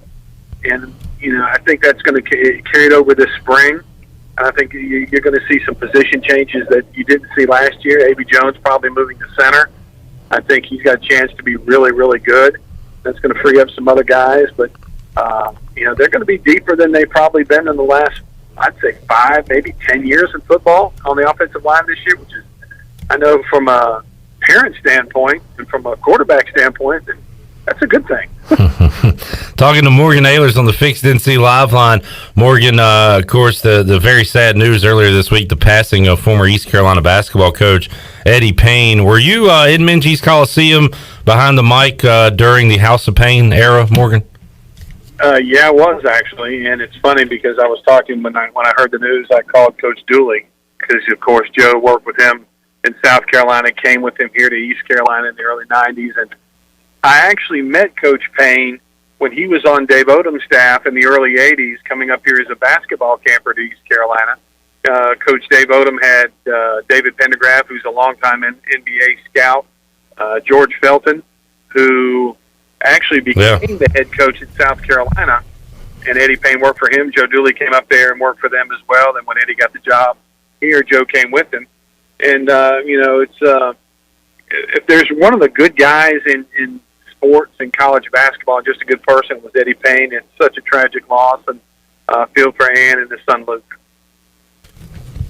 Yeah, that was sad to hear, Morgan, and still kind of hard to believe that Eddie Payne is the last ECU basketball coach to leave, on his own to go take another job as he went out to Oregon State. So we all Pirate fans mourning the loss of Eddie Payne this week. Morgan, before we wrap it up with you today, you mentioned wrestling earlier with Bailey Malvik, who could potentially be a WWE superstar in his future if he chooses to do so. I think I'm going to watch some wrestling this weekend. I've not watched it. I watched WrestleMania. Outside of that, I hadn't watched wrestling in like over a year and a half, 2 years. But the live crowds are back beginning tonight with SmackDown and at Money in the Bank on Sunday. So now that the live crowds are back, Morgan, that adds a ton of excitement to it for me anyway. So I think I'm going to check it out. Yes, I know that some of the organizations, I think AEW had their first live show on the road in Texas this week. Supposedly it was sold out, and all their events are selling out quick. You've got WWE SmackDown tonight, first live show. That's sold out, and then they've got Money in the Bank, and coming up, I think SummerSlam's actually going to be in Las Vegas this year at the brand new football stadium there. Good to see sports back. Good to see fans back, and I know yesterday the Yankees-Red Sox fiasco going on. My question is, why are you testing people that already have had the shot? It doesn't say you can't get it, but it does say that you're not going to, really be sick from it. I don't know. Again, what do I know? That was a tough flashback yesterday to last year when I saw that news. So just hoping that, we don't see a lot of that moving forward. 48 days away, by the way, from kickoff, East Carolina and Appalachian State. And, heck, Morgan, we're less than 3 weeks away from the Hall of Fame game. So football right around the corner, a lot going on, exciting times. And we'll be talking about it with Morgan Ahlers here on Fridays. Morgan, appreciate your time. What you doing this weekend? Actually, going to be on the road right now, heading up to Mount Airy, North Carolina. All right. Home of Mayberry. Okay. Golly, Andy. Bam. There you go. That's about all I can. Morgan Ahlers joining us today. Enjoy your trip, Morgan. We'll talk to you next Friday right here on Pirate Radio Live. Let's take a time out. We'll come back. When we return, we'll talk some area baseball. Congrats to the 10-12 Greenville All-Stars on their state championship last night. Congrats to Pitt County Post 39 on a very quick and good regular season. They begin postseason play coming up on Monday. We'll talk about it with Ryan Meadows, who, fresh off winning a game or two in the state playoffs for the North Pitt Panthers, took over Pitt County Post 39 Legion ball and has that team playing well. We'll talk about that when we return on Pirate Radio Live here on a Friday. Back with you after this.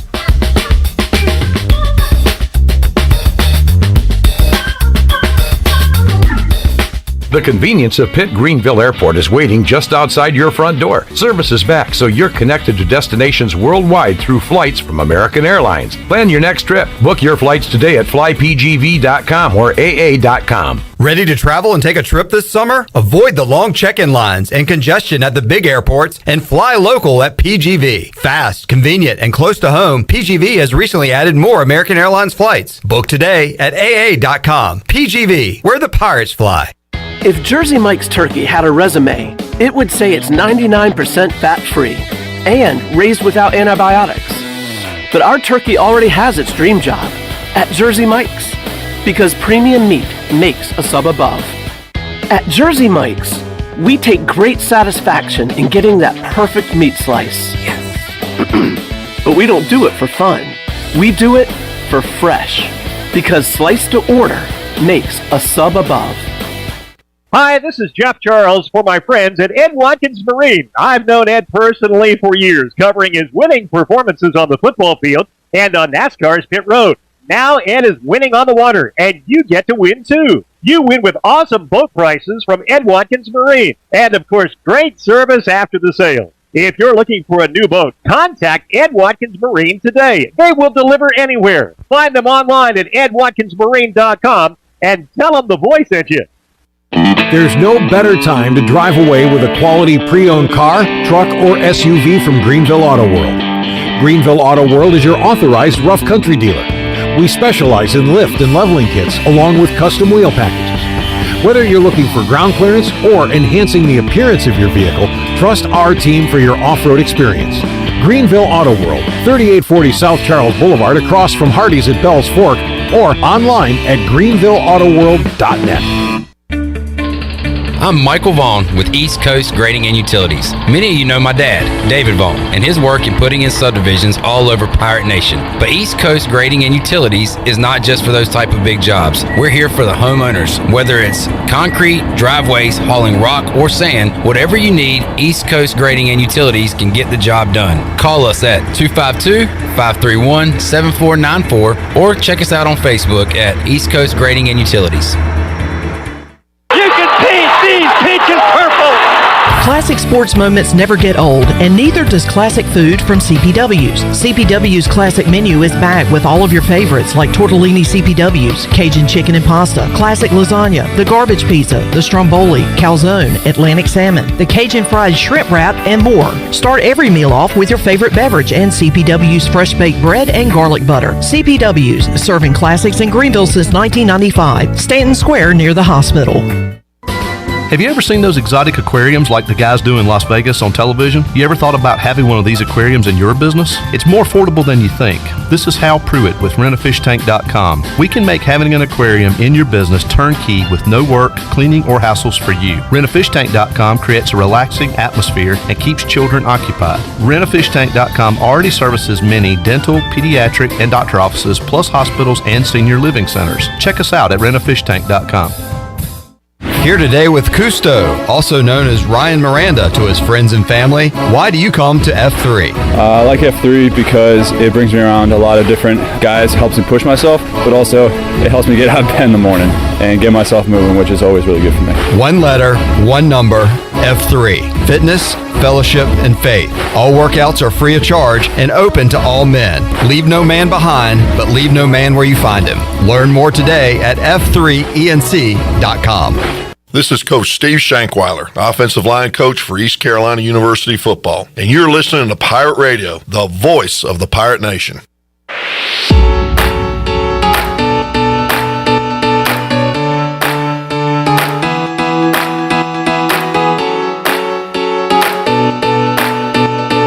You're listening to Hour 2 of Pirate Radio Live. Do you need custom t-shirts, apparel, or promotional items for your business, organization, or event? Keep it local. Print it local with University Sportswear. Contact them today at universitysportswearenc.com. Now, back to the show.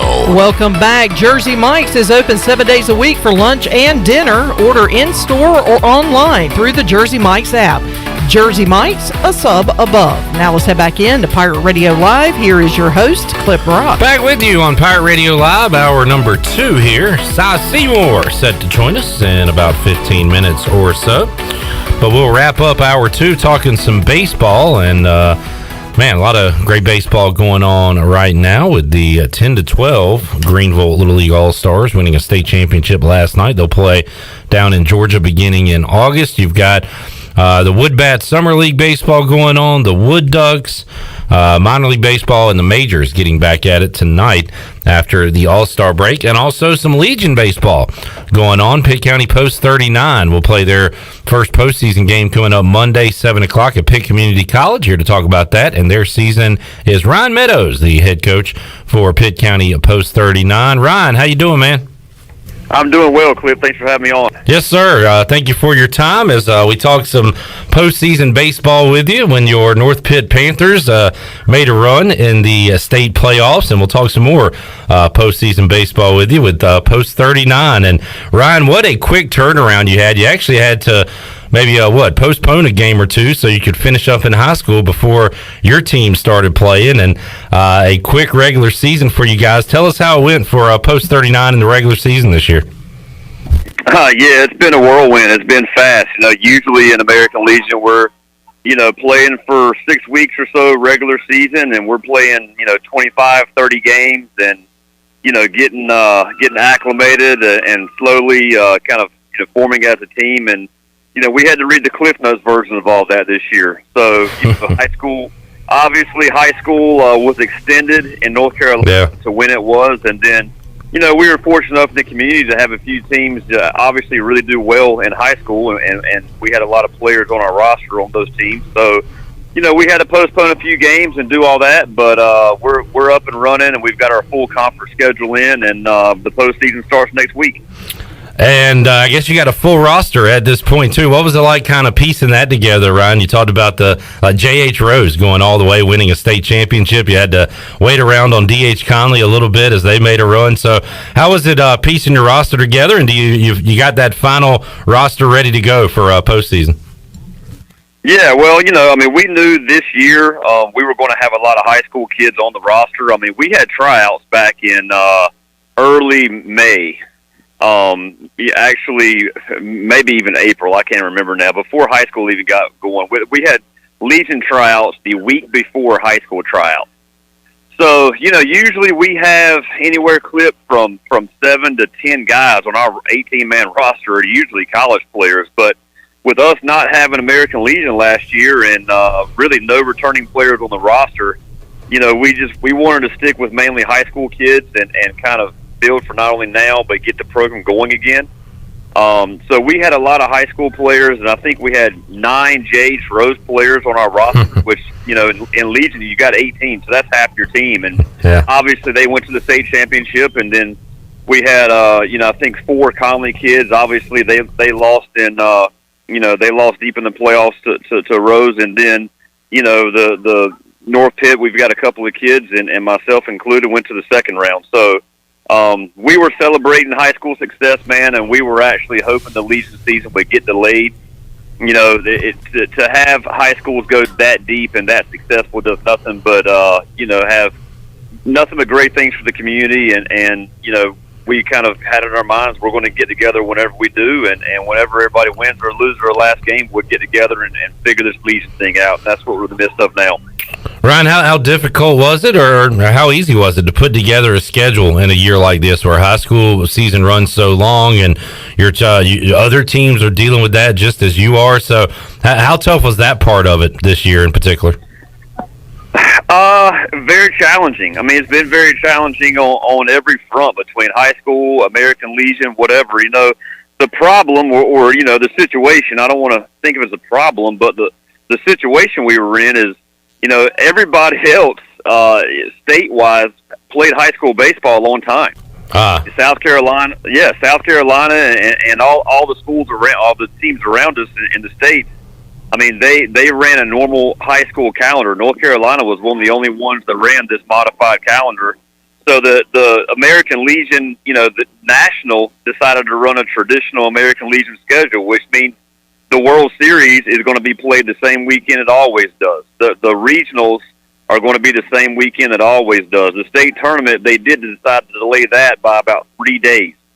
So nothing else backed up. We just had to basically play less baseball and, really front load our schedule. Like I said, we usually played 10, 12 non-conference games first. I think our first American Legion game this year was a conference game versus Kinston. I mean, we were passing out name tags in the dugout for players on the weekend. So that's kind of how we ran it, and we had some success. I mean, we're a number 2 seed in our tournament, and that's one thing I will mention too, Cliff. I'm sure you're interested, but postseason and Legion is a lot different this year. So one thing that our state decided to do and our area decided to do, to really maximize regular season competition for every team in the state, not just a select few in the playoffs. Traditionally in the postseason, we're going to play 3 to 5 game series. That's not the case this year. We're going to play a double elimination tournament starting next week, starting Monday, and we've got 5 teams in our Area 1 East, our conference. 4 plays 5 tomorrow on Saturday to see who's in it, and then it's going to be a 4-team double elimination tournament. Wayne County's the 1 seed; they're undefeated on the summer. We are the 2 seed. Our only 2 losses came to Wayne County. Wilson is the number 3 seed. We'll match up with them Monday night, and then the winner of Kinston and Ahoskie is going to take the 4 seed, and they'll play Wayne County tomorrow night. It'll be a double elimination format from them. They'll play them Monday. Excuse me. Pitt County Post 39 will be in action coming up on Monday, 7 o'clock at Pitt Community College. Ryan, what happens to the winner of your league's tournament? Where do you go from there if you're able to win it? So whoever wins that tournament will actually get back on what is a normal American Legion schedule. Like I said, our state was kind of handcuffed due to the duration of high school sports and high school baseball. So whoever wins our double elimination tournament is our area champion.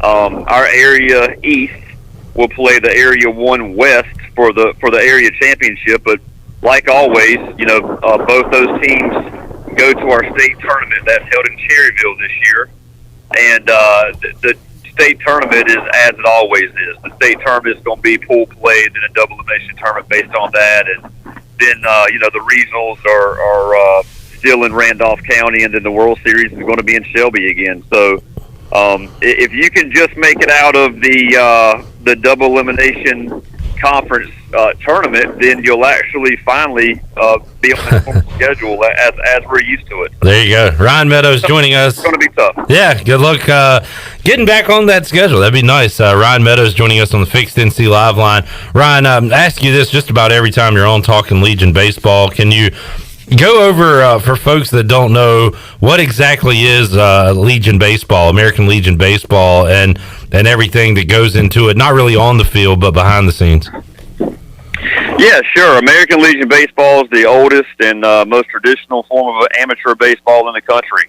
It's sponsored by, communities. American Legion Post that is sponsored and that includes the members of veterans and veterans in time of conflict, and they take a lot of pride in giving back to their communities. Post 39 in Pitt County does an outstanding job of sponsoring our baseball team, and that's their youth competition, and that's their youth programming.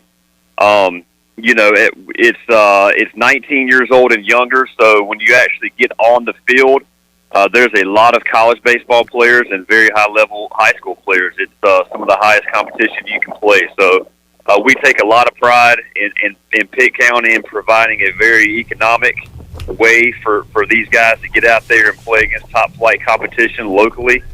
In a traditional summer, we will travel the country. We'll go to select tournaments, and our post is good enough to sponsor us for that, but that wasn't in the cards this year. We're playing pretty locally due to COVID and due to the schedule, but we look forward to get back to our traditional counter next year. But it can't be emphasized enough how fortunate these kids are in Pitt County to play for Post 39.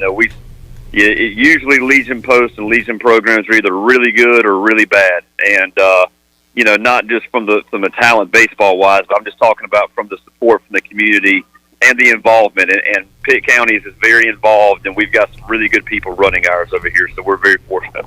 Good stuff. Ryan Meadows joining us. Ryan, not a day goes by when you are not involved in some form of baseball, whether it be North Pitt, Post 39, and I guess today it's a different kind of baseball you're going to be watching, right? Yeah, I'm actually down here at Cape Carteret right now with my son's travel team. He just got done with the 9 and 10-year-old All-Stars this past week. He was a part of that group. They won the state tournament. Awesome. And they helped chip in on the Greenhalgh sweep for the 9 and 10s and the 11s and the 12s, all three levels won state tournaments, and now we're out here playing a wood bat tournament, a 9U wood bat tournament. Oh, wow. These kids are having fun, and they're eating Kona ice between games here, and it's a great day at the beach, a great day for youth baseball. I didn't know that was a thing, Ryan. When was that a thing when we were growing up? When did you swing a wood bat for the first time? Yeah, man, not until like college. Yeah. or right before. I mean, it was not much. We had I think our dugout, our eyes opened up. One of our kids, the first game here, one of the first swing, his bat shattered. They've never swung that, so started a firewood pile in the corner of the dugout, and we didn't think of it. So we're gonna celebrate that, and I'm sure his parents will go by him and do it these days. That's pretty cool. Ryan Meadows joining us. Ryan, keep up the great work, man, and go ahead and win another tournament, and keep this thing rolling. And we'll talk to you again soon here. Clip, thanks a lot, man. Thanks for the support. Ryan Meadows joining us on the Fixed NC Live Line. Pitt County Post 39 back at it Monday night as they begin their league tournament, 7 o'clock out at Pitt Community College. All right, let's take a timeout. We'll come back. Hour 3 of Pirate Radio Live on the way. Going to talk to one of my favorites, Seymour. We'll talk some Pirate hoops here in the dead heat of summer, because this week it was announced 6 more commitments to the Pirate basketball team, and we will go over those and see what Cy Seymour knows about the new crop of talent Joe Dooley has brought in. That and a huge giveaway on Free Beer Friday will be yours when we return after this.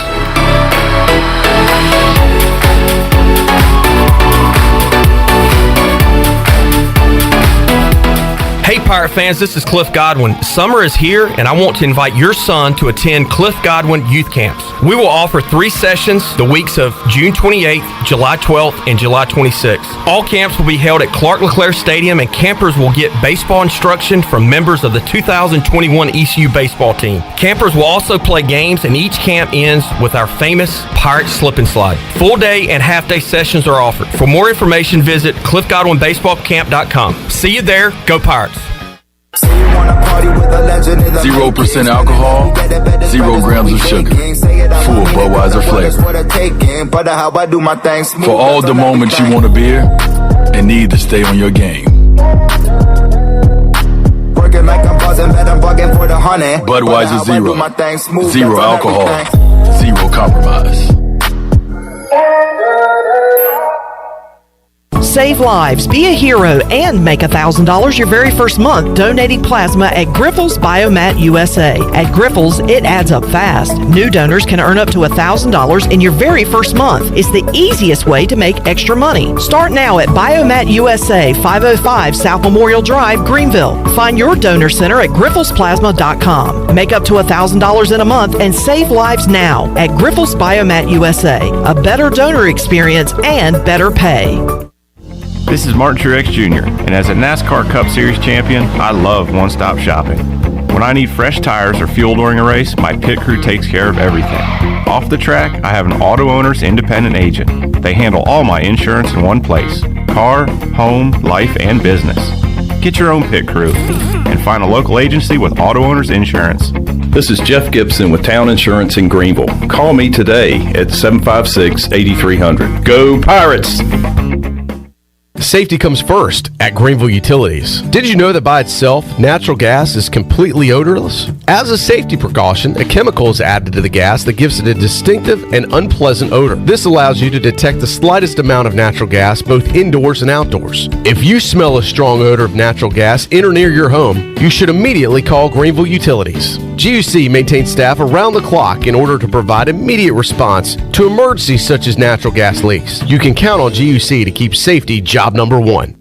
E&S Hemp Company in Winterville is your premier CBD store. At E&S Hemp Company, they have helped hundreds of people just like you get relief from joint pain, anxiety, insomnia, and more by providing you the highest quality of CBD products available. E&S Hemp Company has a great selection of only the safest, purest, and most beneficial hemp-infused products available from honey, tea, coffee, candles, and more. E&S Hemp Company, Fire Tower Road in Winterville, and online at eshempcompany.com. If you're recovering from an injury, getting back into sports, dealing with everyday pain or fatigue, then Kinetic Physical Therapy and Wellness can help you get back on track and live well. Kinetic has a saltwater heated pool, perfect for athletes with ankle and knee injuries that will allow you to start training and running sooner during the recovery period. This is Dr. Shondell Jones, and you deserve to live well. Call us at 364-2806 or visit kptonline.com. Go Pirates! Hey Birdland, the Junior Orioles Dugout Club is now Kids Cheer Free Plus, presented by Baltimore area Chick-fil-A restaurants. Kids Cheer Free Plus is the all-new Orioles Kids Club for fans 14 and under. For just $30, each membership receives a ticket voucher for 4 free tickets, a limited edition cap, lanyard, membership card, face mask, and more.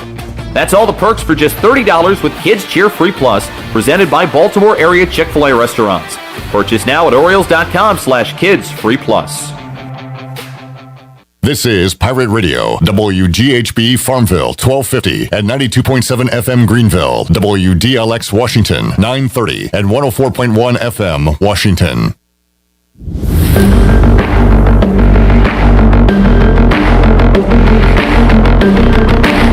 You're listening to Hour 3 of Pirate Radio Live. This hour of PRL is brought to you by Bud Light, reminding Pirate fans to stay in the game and drink responsibly. Bud Light, the official beer of the ECU Pirates, and proudly distributed by Carolina Eagle Distributing since 1989. Now, back to the show. Welcome back. Got damage? Damage from wood rot, fixed. Damage from smoke or fire, fixed. Damage caused by water, fixed. If you've got damage, use a contractor that works for you and not your insurance company. Visit fixednc.com today or call 999-0001. That's 3 9s, 3 zeros, and a 1. Fixed NC, restore, renew, maintain. Now let's head back in to Pirate Radio Live. Here's Clip Rock. All right, fired up for Hour 3. We're going to make you a big winner at the end of this segment. Free Beer Friday, brought to you by Bud Light. Summer is better with an ice-cold Bud Light. And today we've got a 12-pack of Bud Light Retro Summer Seltzers and also a 12-pack of Bud Light Citrus Variety Pack to give away, along with the Bud Light shirt, hat. We got koozies, Pirate Radio shirt, large 2-topping pizza from Domino's. It can all be yours if you are the lucky caller at the end of this segment. So we got that on the way, and I'm also fired up because we're going to talk some ECU basketball with Seymour, color analyst on the Pirates IMG Sports Network. He joins us today on Pirate Radio Live. how you doing, man?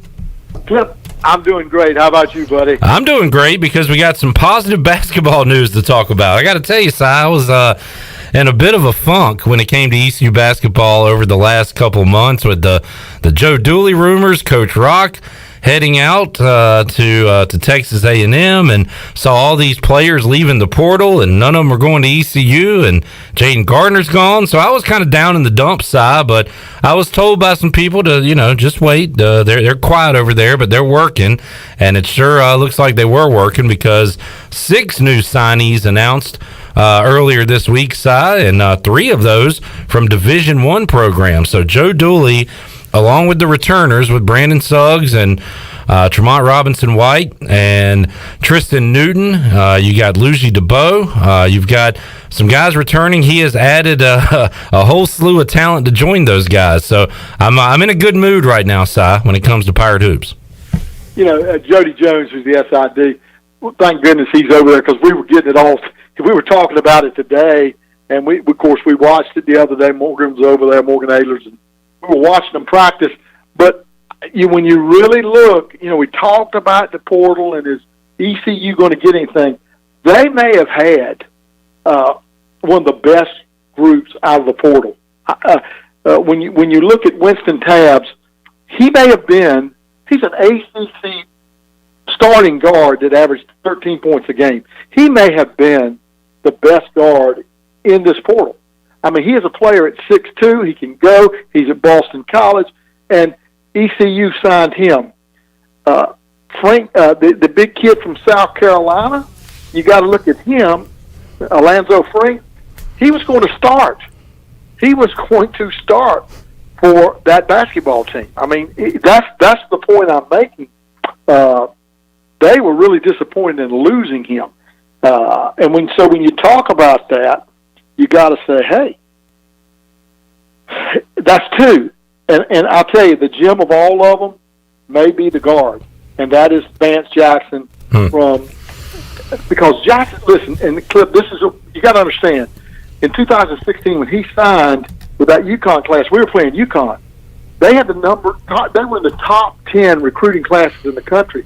This kid was a 4-star recruit, a shooter at 6'9", and Arizona and Southern Cal all were recruiting him. UConn was powerful at that time. They signed him. This kid is a 6'9" shooter. He made the American freshman team, and he led the league in three-point shooting, and he's 6'9". So when you look at the pickups, you got a guy that was going to be, for Frank Martin, the starting center at South Carolina at 6'8". You got Vance Jackson, who was really a 4-star recruit at Connecticut, who's continued the journey, and then Winston Tabbs, who is a 13-point game scorer in the ACC. He had 24 against Minnesota, 23 against St. John's. He is a big-time player. So that's just the portal guys that you got. 3 really good players that can step in. That are going to help right away, Si, and will have to help right away for this team. And then you got a whole slew of freshmen who will be coming to East Carolina as well. And I know you've been able to see a couple of them at this point. Si, who impresses you coming in as a freshman to this East Carolina basketball team so far? Yeah, Clip, and you love basketball like I do, and Jody and I. Again, Jody and I have been talking about this for a long time. We're trying to figure it all out. He's been helping me behind the scenes with a lot of this stuff. Alexis Reyes, we really like at 6'7". I watched him the other day shooting it. He can knock them down. Now, he was recruited by Creighton, Georgetown, DePaul, Xavier, and we get this kid. I mean, he's a 6'7" versatile athlete that can play. He's going to be a big help for us. He's athletic. He's smart. And like I say, he's 6'7" and long. That's a guy that's going to help you. Javon, these are the kids that I did see. Javon Small, he's a guard, quick. He's pretty much a solid point guard. Whereas the great thing about Winston Tabbs, he can play the 1 and the 2. And we haven't gotten back to the guys we've got coming back that are our guys. But these guys are guys that can play. This kid was in Indianapolis, and he transferred out his last year, but when he was in Indianapolis, they went 30-2 with his high school team, and he can play. He's a good. He can shoot it some. He can play defense. He sets things up, and he knows what he's doing. So when you look up Reyes and Javon Small, those are 2 of the really good ones. Then you look up at Russell Felton, who I really like. Yeah. Russell Felton is 6'2", can jump out of the gym. From South Carolina, and he's got the body for the league. He's 200 pounds, and he's all muscle, and he goes hard. He has an engine that won't wait, and all these guys are players. Now, listen, these are not flukes. He was recruited by Charleston and Wilmington, and we got him over those 2. I try not to get excited about highlight tapes because, it's just a combination of all your best plays, and you can make one of those for just about anybody. But, man, Felton's highlight tape is about the best I've seen for a guy coming to ECU. It's really fun to watch. Yeah. They're all guys that when you look at their highlight tape, and I'm kind of like one of the old ball coaches that in college when we were recruiting, he said, I want to see their best tape. I want to see the upside. I want to see how high I can get them. Yeah. I know we see highlight tapes, but that's good. There are highlight tapes. you got to have all you can get. But then you look up, and I'll tell you something. Jaquan Scott from Arlington, Texas, 6'8", he decided to come on. He came out, and it came on to put. He was offered early by New Mexico State, Kansas, Texas A&M, Miami, Oklahoma State, and Illinois. He's 6'8", also UCF and TCU. He's been offered by a lot of guys, and we haven't seen him. He's 6'8", and he's 200 pounds, and he's an inside player. So play both the 4 and 5. And then Leston is 6'9", and like you said about Tate, when you watch him, he can handle the ball at 6'9". He can shoot it from the perimeter. He can go inside. He can do a lot of stuff. So when you look up, you're good there. And then Mosher is a shooter. He's 6'6", and he's got a good stroke. I was watching Mosher, and I was watching Reyes. Both of them were on wing shooting. They just didn't miss much the other day. They hit shots, and that's important. So when you're looking at new guys, a lot of, and you're looking at 9 of them. I mean, so you got to look at them and say they hope you help you. And those 3 that I mentioned, the transfer portal, they're instant help because those guys are proven they're that good.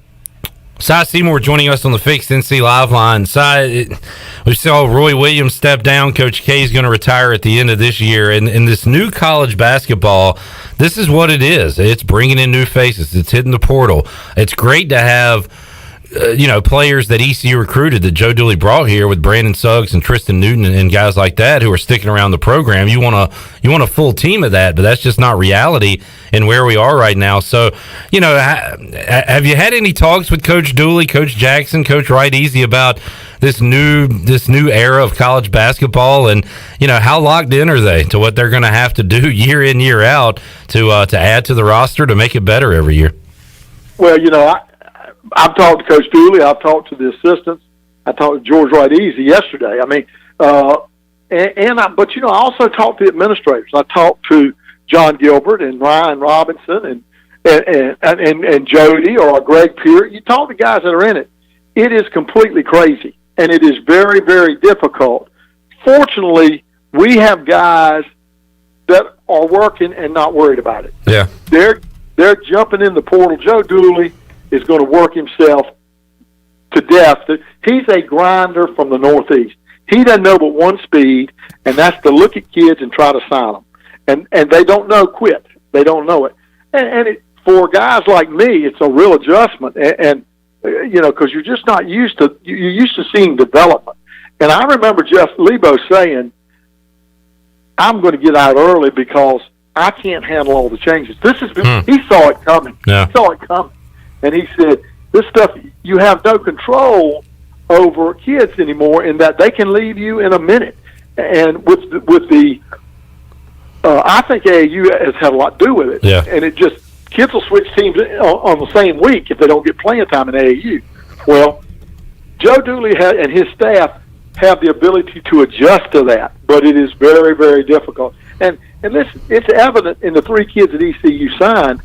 They were on top of it and working it like crazy, and they got 3 really good players out of it. Really, I'm telling you, Frank Martin didn't think he was going to lose that kid.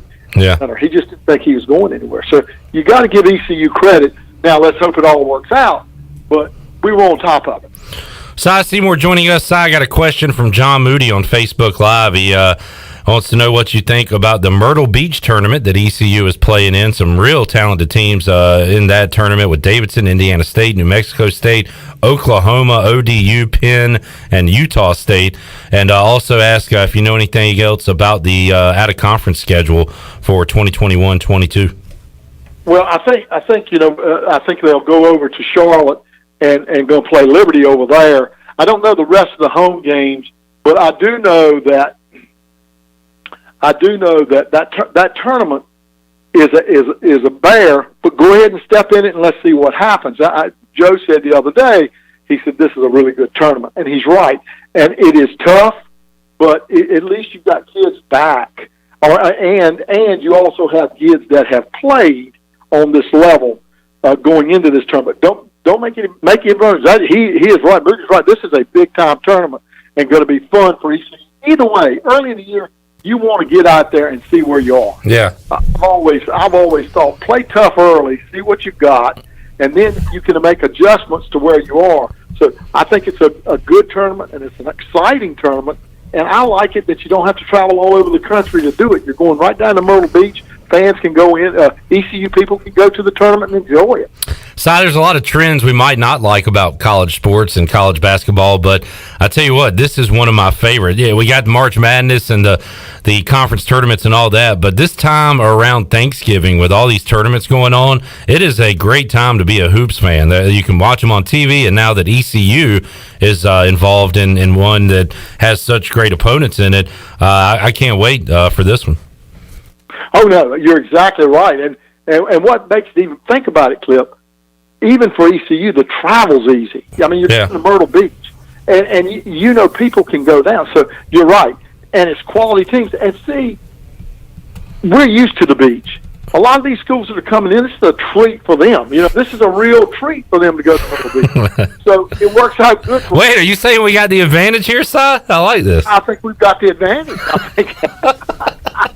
I never thought of that, Si. You are a color analyst to a T. That was some good insight right there. Should be okay. I hope so anyway. I like that. Everybody's on vacation. We're there to play ball and win this thing. And it gets to go down. Yeah, we're ready to play basketball. We got a beach down the road. We're ready to play. I like that. Si Seymour joining us on the Fixed NC Live line. Si, we'll have plenty more chats regarding ECU hoops before we get to the season. Real quick, Washington football team going to be at training camp in a couple weeks, Si, getting ready to defend their NFC East championship. We'll have a new team name, I guess, next year. But you got high hopes for Washington this year? Well, certainly, as I said earlier, everything went through Washington that won it. Tampa Bay squeaked by us and won it. I mean, that's right. We're the team, and so yes, no problem at all in Washington. We're ready. Ready to go. By the way, who do we have quarterbacking? What do we got there? Where are we? We got the old man Fitzmagic and Taylor Heineke still around, so they got some options. Yeah, we got options. I can tell you right now, the defensive side's hard to beat. Yeah, I don't think I ain't even gonna watch them on offense side. I'm just gonna watch them when they're on defense. Exactly. I think they'll be all right. So I just wish they'd get a name. Yeah, the name of some kind. Do you like Red Wolves? I think if I had to choose, that would be my choice at this point. The Red Wolves. Yeah, that's fine with me. Yeah, whatever. Just get a name and put something out there. I mean, I don't care what it is. Yeah, but let's get something going here and let's go. But a good time for ECU in sports. I think football's going to be ready to go, and I think Joe Dooley's had a great recruiting year, and he's ready to go. And we need to support these ball clubs the best we can. Yes, sir. Looking forward to some Pirate football coming up in 48 days away from kickoff. ECU and App State. We're counting down the days, Si. Si, always great to talk with you, man. Really appreciate it, and we will get you on soon to talk more hoops with you. You got it. Keep Shirley straight, and we'll see you soon. There you go. Shirley heard that. You better be careful now. Si Seymour joining us on the program today. Always puts a smile on my face, and he's got ECU having the best player in the portal, the best group in the portal. We got the advantage in the Myrtle Beach Invitational. We're ready to go. I like where his head's at. I'm ready for basketball. Let's skip football season. Excitement time. Let's go dancing. March Madness, Chandler. I think Si Seymour could sell you a pen with no ink. He is the man. Ice from Alaska. Yeah, he's awesome. Love talking to Si. All right, let's keep the good spirits going, the Good Friday vibes going, and open up the Pirate Radio booty bag. Yeah. Booty, booty, booty, booty, booty everywhere. Booty, booty, booty, booty, booty everywhere. We blessed you with the Si Seymour interview. And how about this? How about a 12-pack of Bud Light Retro Summer Seltzers, 12-pack of Bud Light Citrus Variety Pack, Bud Light hat, shirt, koozies, Pirate Radio shirt, large two-topping pizza at Domino's. It can all be yours. Free Beer Friday right now if you're caller number 12. Caller 12, 317-1250. We are back with more after these words.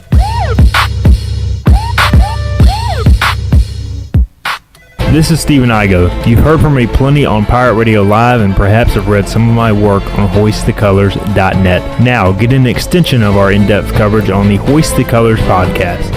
From game previews to immediate post-game analysis to emergency podcasts for breaking news, we've got you covered. A cast of guest co-hosts from fans, former coaches, and other writers join me for 2 podcasts weekly to break down all things ECU athletics. Subscribe to Hoist the Colors now on Apple Podcasts, Spotify, or Google Podcasts. Hey Pirate fans, it's time to get that yard done right with the new John Deere mower from Quality Equipment. Our premium lawn care lineup is what every homeowner needs this spring. A John Deere will change the way you mow with easy-to-use attachments, effortless steering, and intuitive controls. Right now, save up to $700 on X300, X500, and X700 series mowers. Learn more at QualityEquip.com and get quality done right. Offer ends 10/29/21. Some restrictions apply. See dealer for details. At Tiebreakers, we pride ourselves on serving big, juicy wings. I'm talking big and juicy. Our chickens are the same ones that kick sand in the other chickens' faces. If our chickens played football, they'd be linebackers. The competition's chickens, they'd be skinny little kickers. Trade those kickers in for linebackers. Tiebreakers is open every day at 11 a.m. Follow Tiebreakers on Facebook and Instagram for daily updates. Hello, this is Talbot Green with Angel Oak Home Loans. Now's the time to take advantage of the opportunity to buy more home or refinance your current mortgage at historically low rates. The combination of our local team's experience and Angel Oak's wide offerings of products from standard conventional, government, and portfolio loans has something for most financial situations. For more information, call Talbot Green, Joanne Weir, or Wanda Hager at 751-2060. NMLS 1719250, Equal Housing Lender. With Domino's Carside Delivery, you can carry out any 3-topping pizza for just $7.99 without leaving your car. So you don't have to interrupt your kid's favorite song. And we'll all be friends just for one day. You can interrupt this, actually. Next time you carry out 3-topping pizzas for $7.99 each, try Domino's Carside Delivery. Just pull up to the store, check in online, and Domino's will bring your food to you contact-free. Carry out only. You must ask for this limited time offer. Prices, participation, and charges may vary. Excludes XL and specialty pizzas. Crust availability varies by size. Message and data rates may apply when using Domino's Carside Delivery. Hi, this is Jeff Charles, and welcome inside the booth. Mark it down, July 1st, 2021, the day college athletics changed forever. Some thoughts next. Baltimore Orioles baseball. That is drilled to right field by Santander. At the wall, it is gone! Into the 4th row. Anthony Santander, he needed that in a big, big way. A blast off into the right field, seats his 5th home run of the season, and the Orioles get some insurance in the 8th. It's 5-3. Catch all the O's action right here on Pirate Radio, your home of the Baltimore Orioles. We all knew it was coming. Name, image, and likeness. College athletes can now profit by marketing themselves.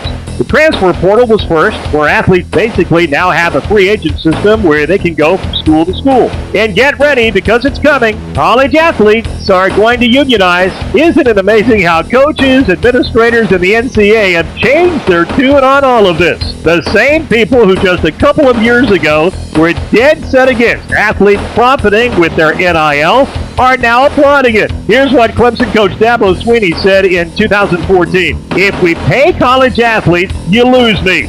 I'll do something else. Fast forward 7 years, and old Dabo told his players he is excited that athletes get to profit off their NIL. Countless others said the same thing. Where are the resignations? Come on back again next time, and we'll visit inside the booth. This is ECU basketball coach Joe Dooley, and you're listening to Pirate Radio, the voice of the Pirate Nation.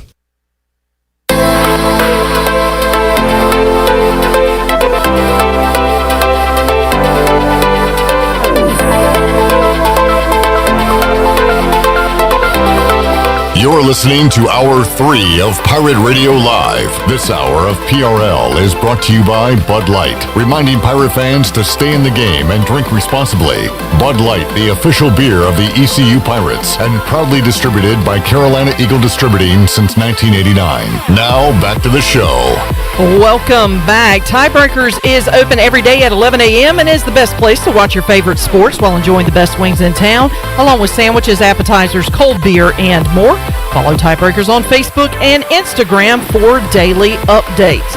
And congratulations to my buddy Chad Moore. Picked up free beer on Free Beer Friday. He walks away with a 12-pack of Bud Light. What? Hold on. Your buddy? I know why you're saying that. Because he's working on getting me a kiss and a collard hat. Yeah. Collard greens hat. My buddy, my best friend, Chad, who's going to give me a collard greens hat. Yes. I see how you're playing it. That's a good play. Good move. It's a good play. Good play. Good play. All right, good. And it was random. It was, just so if anybody is trying to think, I'm pulling strings and got Chad. No, he legitimately won. Okay. Let me tell you what he won. A 12-pack of Bud Light Retro Summer Seltzers, 12-pack of Bud Light Citrus Variety Pack, Bud Light shirt, hat and koozies, Pirate Radio tailgate shirt. Is that the Pirate Vibes Only shirt that they're giving away? I think so. And a large 2-topping pizza at Domino's. Huge prize today. Yep. No, it's not. It's a different tailgate shirt. But anyway. It's a tailgate shirt, yeah. One note before we move on. Of course, we talked about earlier in the show, you saw the pictures of Connor Norby putting on his Orioles jersey and hat. Well, Jim Callis, who follows Major League, he's a senior writer for MLB.com, says that Connor Norby's bonus with the Orioles is $1.7 million. Nice. Boy got paid. That is great. Congratulations to Connor Norby. Come to East Carolina, hit 400, and get paid. Well done, Norbs. All right, good stuff. I wish we could just listen back to the Seymour interview we just had. I know, because that got me very excited going into a weekend. Got you fired up. We had some great interviews this week on Pirate Radio Live. Great interviews, great segments. Let's recap them now and go over our week in review. Shirley Rhodes.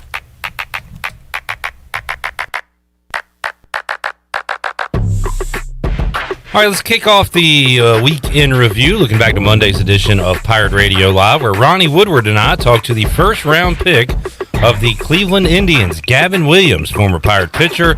We talked to Gavin a day after he was drafted by the Tribe. Gavin Williams joins us once again here on Pirate Radio Live. Gavin, congratulations, man. How you doing today? Good, thank you. Thank you for having me again. Yes, sir. And we saw the video. You were at Vinny's last night. We talked to Chandler Honeycutt as his parents hosted you there in Vinny's, and it looked like a good time, Gavin, when you heard your name called by the Cleveland Indians, 23rd overall pick. Had to be pretty cool. You're a first rounder, but that number 23 means a lot with ECU baseball, Gavin. And how about that factor, being drafted 23rd last night? Yeah, it means a lot, really. At first, I didn't really get it, and then I got on Twitter and I saw everybody tweeting it out. So it was actually a special moment, really. Gavin, at what point did you know you were going to be drafted, and what did you know heading into that night as far as teams? What teams were you talking to, and at what point did you find out for sure it was going to be the Cleveland Indians? I really didn't know until right there at the 22nd pick. They called me, I think with like 2 minutes left to go for the White Sox to pick, and then that's when I found out, really. Hey, Gavin, it's Ronnie. To follow up on that, to move kind of forward, I guess, to now, what was the conversations kind of like to end? And I guess since then, have they given you a window to negotiate and sign? Or what's kind of your next step, I guess, these next few days or whatever to get things finalized? The next few days, so they're finalizing the contract, so I got the number and everything, and all I got to do is finalize it.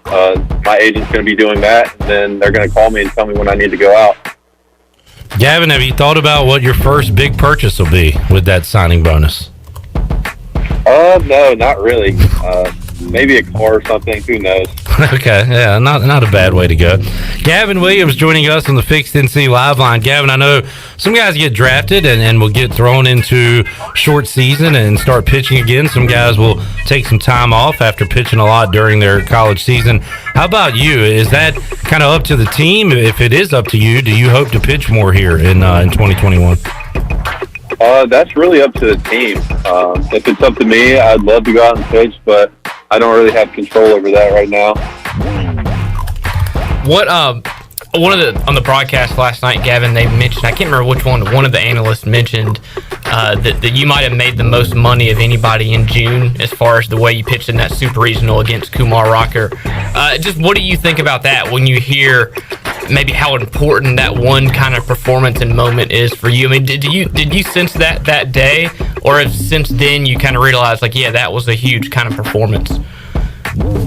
I really haven't thought about it really. I mean, it definitely was a huge performance. It's probably one of my best pitching outings I've had all year or my whole career at ECU. So I definitely say it helped me out just a little bit. Talking to Gavin Williams. Gavin, you got a ton of former teammates, and we'll talk about Connor Norby getting drafted in a moment, but a ton of guys who are playing minor league baseball right now who are on your team at East Carolina. Have you reached out to any of those guys yet, and who will you be reaching out to kind of get advice on what's next, guys that have been there before? I think almost all of them have reached out to me. The one I've been reaching out to the most is Trey Benton. He's going to be with him, both in the Indians organization, so he's definitely going to be helping me out a lot. Yeah, that's pretty cool. We got a few guys in the Cardinals organization with Cruz and Burleson and Holba as well. Yep. And now two guys in the Indians organization with Trey Benton and with Gavin Williams. Gavin, what was your reaction when you saw your buddy Connor Norby get his name called today? It was actually very exciting. I know last night we were both calling each other, asking if we've heard anything. So when I heard his name called, I was fired up for him. Gavin Williams joining us on the Fixed NC Live Line. So, Gavin, you're kind of waiting around to see what your next move is. What are you doing today? Is it just more workouts, or has it really sunk in yet that you were drafted and you're a professional now? No, honestly, it still feels like a little dream that I'm having. It hasn't really sunk in. So I guess when I sign the piece of paper saying that I'm an Indian, it's going to sink in finally. Kind of going on that, Gavin, I mean, what are your thoughts, just early thoughts about the Indians, about the organization, the colors, the uniforms, whatever? I mean, what are your just thoughts about kind of trading in the ECU and becoming a Cleveland Indian? I think I'm going to look good in red and blue. I think it's one of the best organizations out there. That's where I wanted to be. And speaking of that, I did kind of point out on Twitter that by the time Gavin gets to Cleveland, they're not going to be the Indians anymore. They're going to have a name change. Sure. So, Gavin, we don't know what we're going to call you here in a couple years when you make your MLB debut. Yeah, that's crazy, actually. Gavin Williams joining us on the Fixed NC Live Line. Gavin, man, just an awesome story. What was it like being around friends and family last night, hearing your name called? We saw the video that Chandler posted, and looked like a really special moment last night. Yeah, it was very special. It was amazing, honestly, just to have all my friends and family there to support me. They've been through a lot. I've been through a lot, so definitely was a special moment for me. There's Gavin Williams, Ronnie Woodward from Monday's edition of Pirate Radio Live. On Tuesday, Stephen Igo and I previewed the ECU wide receivers for the 2021 season. We'll start with last year's numbers, and when a guy is like not that flashy but super consistent, you almost forget the numbers he compiles, and there are a lot of catches and yards to be made up from Blake Prohl moving on. 47 catches last year, led the team in yards with 577. Of course, we know what Tyler Snead has been able to do. Led the team in catches last year with 53. I was shocked at two C.J. Johnson numbers, and look, I'm here for the pregame and postgame and talk about it every day. I know what you're going to say. Well, I mean, the first number is 19 catches in 9 games. He played in all 9 games. If you look at his targets, I think Pro Football Focus has him at like 50 targets and only 19 catches, so the catch rate was suboptimal. That's on the bad scale. Yeah. On the good side of things, 6 touchdowns and 19 catches. That is an incredible ratio. Yeah. He led the team in touchdowns, and despite having just 19 catches last year. And 21.3 yards per catch. Yeah. Which goes along with the touchdowns. I mean, probably most of those big plays were the touchdowns. And we've heard this about CJ, uber talented, but does he want it? Like, is he working hard enough to get what he wants? And that's a shot at the NFL. And maybe that was part of his sophomore slump. Maybe it was teams starting to focus on him, because even looking back at his freshman year, he would catch balls in bunches, right? Like, he would have huge games and then have kind of subpar games. So maybe, teams are obviously focusing on him because he was such a big play guy freshman year. But, maybe re-energized after a bit of a sophomore slump, Igo. And, I've heard some stuff behind the scenes that he is, working hard and wants to be what he can be. Like, he's got all the tools. Can he work hard enough to achieve it and to get a chance in the NFL? Yeah, I mean, that's the thing with CJ now. He's not a freshman anymore. He's not even a sophomore. So, it's, I'm not trying to put too much pressure on a college athlete, but he's got all the ability to achieve those goals. At this point, it's how bad does he want it? I mean, truly, if you put, Tyler Snead's work ethic and CJ Johnson's makeup and his, skill set, first rounder, you would have an NFL receiver, no doubt. So, for CJ, this is his year. You're draft eligible. You've got a lot to prove. You've got 12 games to do it, and you're coming off a year that, again, not terrible numbers. Like, he's still productive. He just was not consistent. He's got to be more of a factor than 19 in 9 games. 19 catches. You're right. I mean, going into last year, he was seen as a number one guy, and he was covered like a number one guy. But if you are a number one guy, you got to overcome that, and you can't get frustrated, when you're getting held and all that stuff. So he's got to find a way to get over that and live up to his potential. Because if he does, this offense is a completely different monster, in my opinion. I mean, the games he makes big plays, just look at the Cincinnati game. Like, you dominated a extremely good defense. Probably the best defense in the league in 2019 because he was on and he was unstoppable. Steve and I go there from Tuesday's edition of Pirate Radio Live with our wide receiver preview. On Wednesday, we continued our opponent previews. Talked to the new play-by-play voice of the Tulane Green Wave, Corey Glore, and got a Tulane Green Wave outlook. Corey, the AAC looks pretty top-heavy right now with Cincinnati and then Gus Malzahn going to UCF, and he is a very good coach and now has some great weapons to work with there in Orlando. We'll talk about that with Mark Daniels coming up in just a moment. And then, third place seems kind of up there for the taking with SMU and then Sonny Dykes and Holgerson there at Houston.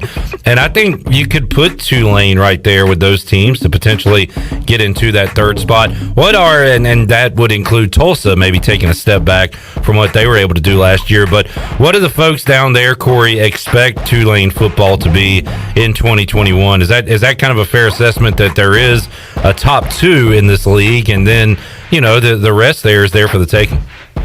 Yeah, I think the double-edged sword here is they feel that this group is capable of contending for this league this year. Like, with what they've built, how deep this team can go, and what they could potentially do offensively that they haven't been able to do in years past. They feel this team can really vie for one of those top 2 spots in the league.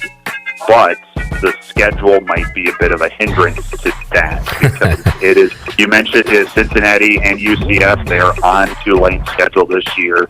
They'll go to UCF. They play host to Cincinnati. They do have a trip to SMU on a Thursday night. They have Tulsa. They have Houston on the schedule, not to mention the non-conference with Oklahoma to open the year, with Ole Miss in week 3, with UAB in week 4 is a very good team.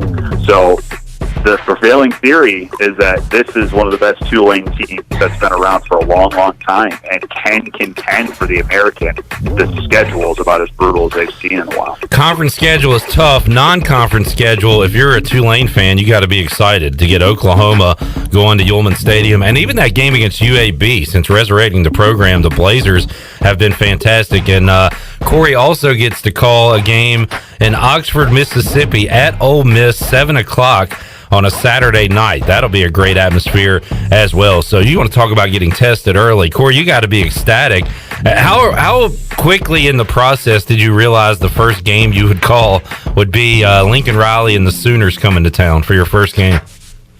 When I did my first Zoom call with a couple of the folks here at Tulane to do essentially my first interview back in early June, my general manager here mentioned that week 1, September 4 is Oklahoma, and that raised my eyebrows.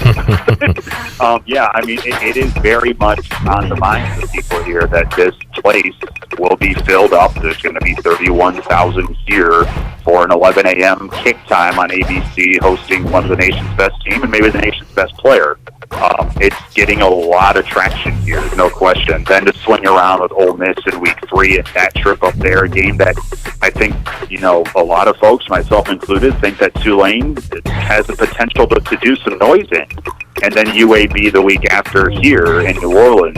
Yeah, there's a non-conference test here that Tulane hasn't seen in a little while, but they do feel, and I feel, that they've got the horses to make some noise in those 4 weeks. There's Corey Glore from Wednesday's show talking Tulane football. We also talked UCF football with Mark Daniels, play-by-play voice of the Knights, as they get ready for the Gus Malzahn era. A new head coach there in Orlando, and it is Gus Malzahn, a big-time hire by UCF. Mark, what was the approval rating of that hire amongst the Knights fans when it was announced that Gus Malzahn would be joining the program?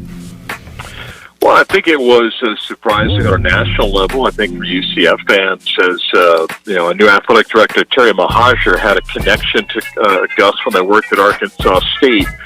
So it wasn't a shock that he might reach out to Gus, but it happened relatively quickly over the course of a couple of days after Terry got hired. And I think the response nationally was very favorable. I think for UCF fans, Gus did a good job in winning the press conference, as most coaches do, but kind of coming in and understanding where UCF is at a program right now, what it can be. And I think he's done a really good job in his time here in kind of setting his vision that, this is an exciting opportunity for him. I think he welcomes a change to what became maybe a little bit more toxic culture at Auburn, where now there's a fan base that kind of embraces this change. I think he knows he's got a chance to win at a high level at UCF. And, so far it's been obviously a home run in the eyes of UCF fans, a tremendous level of excitement with the season 7 weeks away. Mark, 2020, a weird year for everyone, and Josh Heupel moves on after a 6-4 season, and sometimes you're a victim of your own success or the success that others have had there with, of course, Scott Frost and then Josh Heupel, and just the amount of wins UCF has put up over the years. That 6-4. Despite COVID and everything that was going on, how did that sit with UCF fans? Was that below expectations, or was that just part of a wacky year? Well, I think it's a little bit of both. I mean, if you didn't have a great year, it was easy to say that COVID was an issue, and I think UCF, like everybody else, dealt with some issues. Over the course of the last 3 seasons, counting last year's 6-4, before that, UCF had lost 8 games and 7 by 1 possession. So there was a common theme to losses there, and really with the exception of the bowl game BYU blowout, UCF could have won every other game. Certainly should have won the Memphis game, lost a shootout there, had a chance against Cincinnati. They were the better team that day. So it was frustrating because the defense struggled a little bit at times last year, where the offense put up a bunch of points.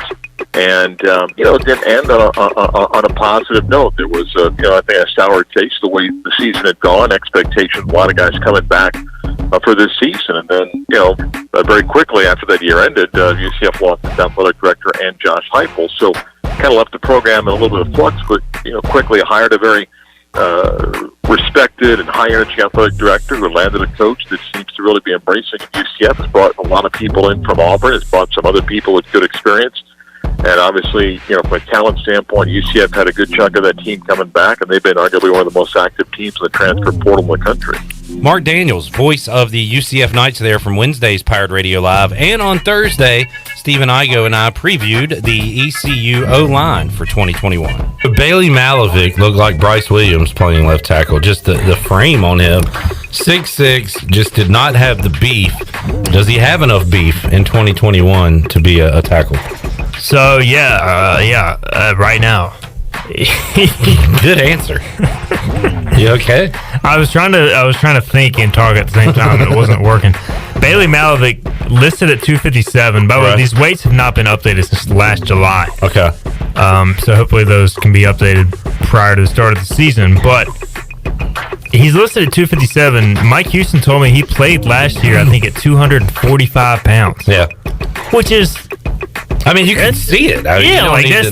That's not good, man. Like Zach Bird is your tight end. He's listed at 275. So the fact that he didn't get just destroyed is honestly amazing. Your tackle should at least be 290. I mean, and he's off. 245 is not good. That's light for a tight end. Yeah, definitely. So here's a guy that used to beat offensive lines, Josh Smith. In the Pirate Radio studios.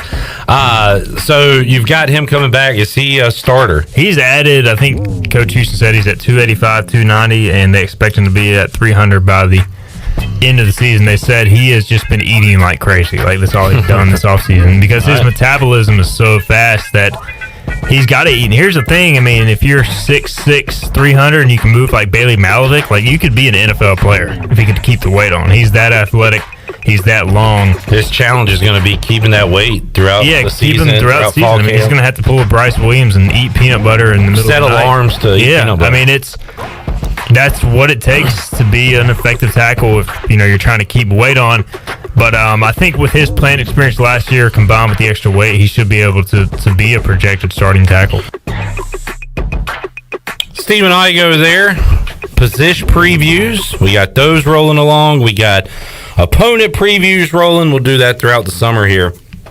Bridging the gap to East Carolina football season. 48 days away from the Pirates and Mountaineers going at it. Let's take a time out, come back. More to go on Pirate Radio Live here on a Friday. Back with you after this.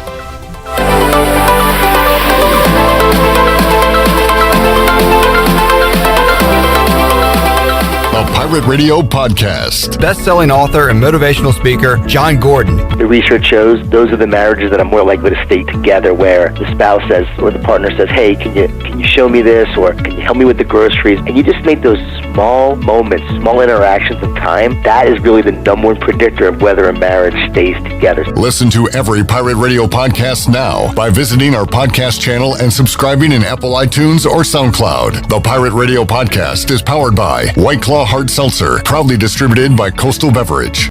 Baseball is back, and the Wood Ducks have so much in store this season. We have dollar beer every Thursday, presented by Natural Light. Mother Earth Friday with discounted beer prices. Giveaways and Pepsi Saturdays plus Sundays are Dogs and Dogs Days, presented by Riverbank Animal Hospital and Friendly Mart Food Stores. Be sure to purchase your game tickets in advance or online at woodducksbaseball.com or by calling Wood Ducks offices at 252-686-5164. Go Woodies! Here with Mike Mullis from Fixed NC. And Mike, you were telling me the other day, people ask you all the time, I didn't know you did that. What does that mean? Anything that involves property damage repair, call us first. If it's your crawl space, you've got interior humidity issues, a water loss, your ice maker line breaks, obviously fire and smoke, everybody knows we do those. But anything that involves interior or exterior property damage, we're your repair experts. Mike, how can everybody get in touch with you? 252-999-0001 or fixednc.com. The best place for delicious food and great prices is Familia. Familia has something for everyone, like New York-style pizza, lasagna, chicken, veal, or eggplant parmesan, homemade meatballs, plus a variety of seafood selections and favorites, like the steak burger and southern pork chop. If you need food to go, Familia's drive-thru window is open and ready for all takeout orders. Familia, Fire Tower Road near Pitt Community College, and FamiliaNC.com. Hey Birdland, the Orioles Ticket Marketplace is the best place to score Orioles ticket deals, including single game tickets, ticket packs, special offers, and more. The Orioles Ticket Marketplace is the fastest, easiest, and most affordable way for you to purchase tickets. By using the Orioles Ticket Marketplace, you can beat the lines at the box office. This is your one-stop shop to get exclusive deals, so check back often for the latest opportunities. Don't wait. Visit the Orioles Ticket Marketplace today at Orioles.com/tickets. Do you find yourself hungry, but looking for some new and different options? Then the Bodega Market Cafe in Uptown Greenville is for you. They offer a full-service menu featuring breakfast, lunch, and dinner, also with a variety of unique vegan selections. Dine in or sit outside in their great outdoor dining area. Plus, they're always ready for pickup or delivery. Open 24/7 for your convenience. The Bodega Market Cafe, located in Uptown Greenville, across from the BB&T. East Coast Grading and Utilities is your source for clearing, hauling dirt, and concrete work. East Coast Grading and Utilities handles all sewer and water issues as well. I'm David Vaughn. Whether putting in a new subdivision or helping you with any and all of your drainage problems, I can get the job done. Call me at 531-7494. No job is too big or too small. East Coast Grading and Utilities. Friends helping friends. 531-7494 for East Coast Grading and Utilities. UBE and PirateWear.com are proud to offer the Pirate Nation its largest inventory ever. Brand new Adidas is arriving daily, along with Under Armour, Columbia, and Russell Athletic. UBE is loaded with cargo, and new items are being added daily to PirateWear.com. Be sure to check out our children's store, The Crow's Nest, for all of your young pirates. UBE and PirateWear.com, an ECU tradition for 50 years. Go Pirates! This is Coach Blake Harrell, defense coordinator for East Carolina football, and you're listening to Pirate Radio, the voice of the Pirate Nation.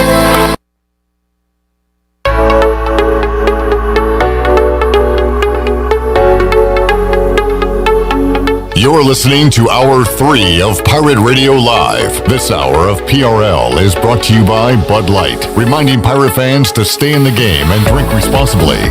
Bud Light, the official beer of the ECU Pirates, and proudly distributed by Carolina Eagle Distributing since 1989. Now, back to the show. Welcome back. You've worked hard to start your business and are working even harder to make it successful, and that's why it's important to have a bank in your corner when you need them. As the business world throws you curveballs, Select Bank & Trust is here to be responsive to your needs. Select Bank's team of local bankers can make local decisions and cares about you, the customer. Get the business services that are right for your business today with Select Bank & Trust. Bank local, bank select. Now let's head back in. Here is Clip Brock. Thank you, Shirley Rhodes. Chandler Honeycutt. Been a fun week here on Pirate Radio Live, and recapping some stories from today. Harold Varner III, one shot off of playing into the weekend. He finishes +2, cut line at +1 at the Open. Louis Oosthuizen in the lead, but on his heels, Colin Morikawa, also Jordan Spieth, DJ. So a lot of big names at the top of the leaderboard at the Open after 2 days. Also, congratulations to Greenville Little League 10 to 12 All-Stars. They win the state championship. We'll head down to Warner Robins, Georgia. That doesn't begin until early August, so they'll get some time off.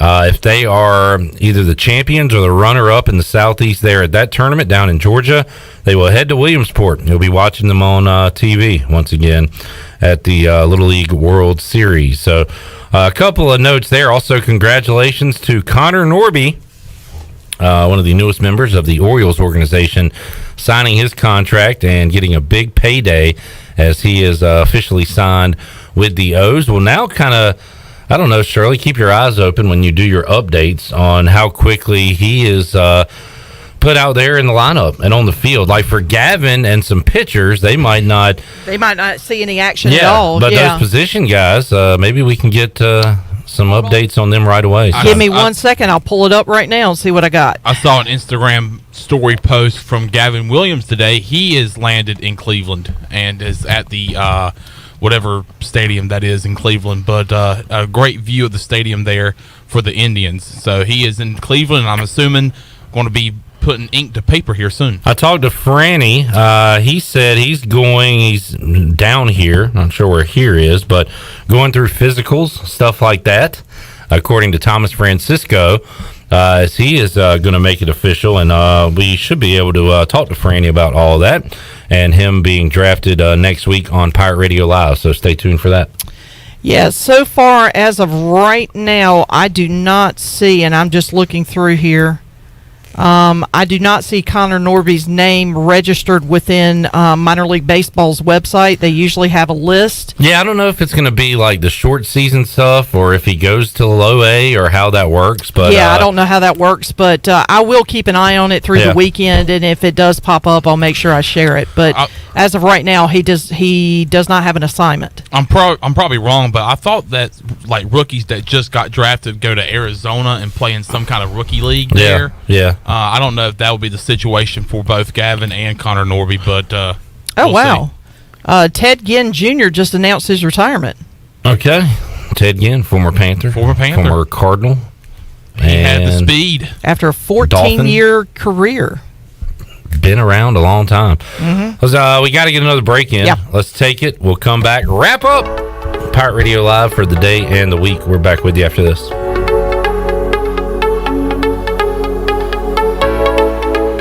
Hey Pirate Nation, this is Tom Brown from Brown & Wood Buick GMC Truck. We've been serving the Pirate Nation in Eastern North Carolina for 83 years. We have 4 brands, 3 generations, 2 showrooms, and 1 goal to make sure you leave a happy customer. This month at Brown & Wood, get a 2021 GMC Acadia and save over $5,000 off. As always, Brown & Wood is the home of the lifetime powertrain warranty. We're located on Greenville Boulevard next to the Convention Center, or shop us online at brownandwoodauto.com.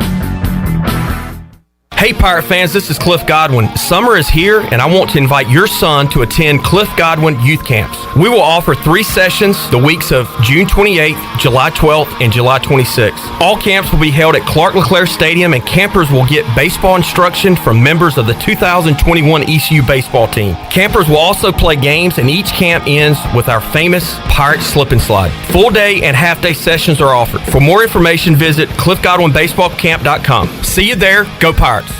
Hey, Troy D here with my good friend Kelvin Rawls from Pest Tech. Kelvin, I just want to thank you and Chris and all the great folks at Pest Tech for such awesome service. You totally eliminated the mosquitoes in my backyard, plus the fire ant problem I was having in the yard. Hey, you're certainly welcome, Troy. I have heard the same thing from all of our customers through the year of COVID. With everyone being home, they want to enjoy the outside and being mosquito, fire ant, and pest free. Enjoy all your property from the kitchen to the curb. Visit pesttechofgreenville.com today for complete service. Hey Birdland, experience an Orioles game this season with the convenience and privacy of your very own suite. Choose from an array of options and prices to gather with family and friends or entertain clients. Each suite features climate-controlled interior seating, a private restroom, and comfortable outside seating. Plus, enjoy the best views of Camden Yards. Suites can accommodate 8 to 22 guests. Capacity is limited, so select your dates and purchase tickets now. Learn more about single-game suites at Orioles.com/suites. The Tauber River Bandits are back, and this year we'll have a full season, and all fans are welcome this year. Come watch some of the best collegiate baseball around with over 20 Division I players on this active roster looking to compete at a high level. We have a family-friendly atmosphere, awesome stadium, food and drink specials, plus the coldest beer on the East. Come do something different with the family this summer with the Tauber River Bandits. 29 home games to choose from. Tickets available at the gate or online at TarboroughRiverBandits.com. Hi, this is Karen Staten with AG Home Solutions. Thinking of remodeling? We are your one-stop shop for all your home design needs. Our AG Home Solutions design team has over 25 years of experience. Need a new bathroom or kitchen? Looking to upgrade your cabinets, countertops, tile, or flooring? The Design Center is open to all homeowners and contractors. Call us for an appointment. Visit agshomesolutions.net and mention Pirate Radio to receive a $100 discount through the end of August. AG Home Solutions, turning your remodeling dreams into reality. While you're sleeping, our whole hogs are slow cooking over wood to create that bite that Eastern North Carolina is known for. I'm Sam Jones, and for more than 3 generations, my folks have been the torchbearers for what whole hog barbecue is supposed to be. At Sam Jones, you'll find plenty of smoke, but no mirrors. Everything, and I mean everything, is made fresh daily, including our sides, sweets, and sauces. Come on over and see us at Sam Jones Barbecue, and I bet you'll be able to taste our passion in just one bite. Sam Jones Barbecue, Fire Tower Road. Ahoy, mateys! To keep those cars clean, you need the Pirates Cove Fast Pass. Greenville's original express car wash is now offering a fast pass for as low as $19.99. That's one pass, 4 locations, and unlimited washes. Visit us in Greenville on Fire Tower Road, Memorial Drive, and East 10th Street, and also in New Bern on Glen Burnie Road. And by popular demand, Pirates Cove on Fire Tower Road is now offering interior cleaning. So we have you surrounded. Pirates Cove, the official car wash partner of ECU Athletics. Pirate radio sounds different. Different is good. We are all the same. You'll be ashamed. Because different is good. Oh, yeah. Pirate radio.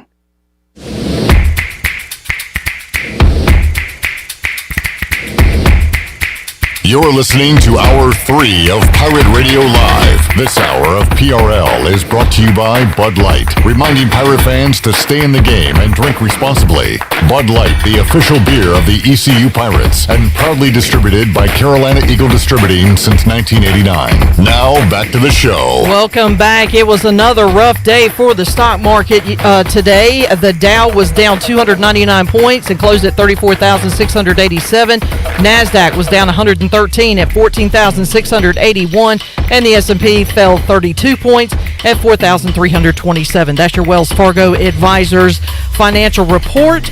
For a personal look into investing, call Wells Fargo Advisors today at 756-6900 in Greenville. Wells Fargo Advisors, LLC, member SIPC. Now let's head back into the show. Here's Clip Rock. All right, it is one of my favorite sports seasons of the year. Football preview season. We'll continue to do that next week with you right here on Pirate Radio Live. We're getting closer, Clip. We are. 2 weeks away from August. Man. And then it's practically here. Well, for us it is. Fall camp. Covering the practices. You know, during the summertime, we go about 50, 55. By August 1st, we start going about 75, 80. And then the last 2 weeks of August, we're redlining at 125. I can't drive 55. Neither can I. Is that supposed to be funny? Yep. Shirley, Chandler, have a great weekend, and thank you folks for tuning in this week on Pirate Radio Live. We'll be back with you Monday at 3 o'clock. So long, everybody. Thanks for listening to Pirate Radio Live, an exclusive presentation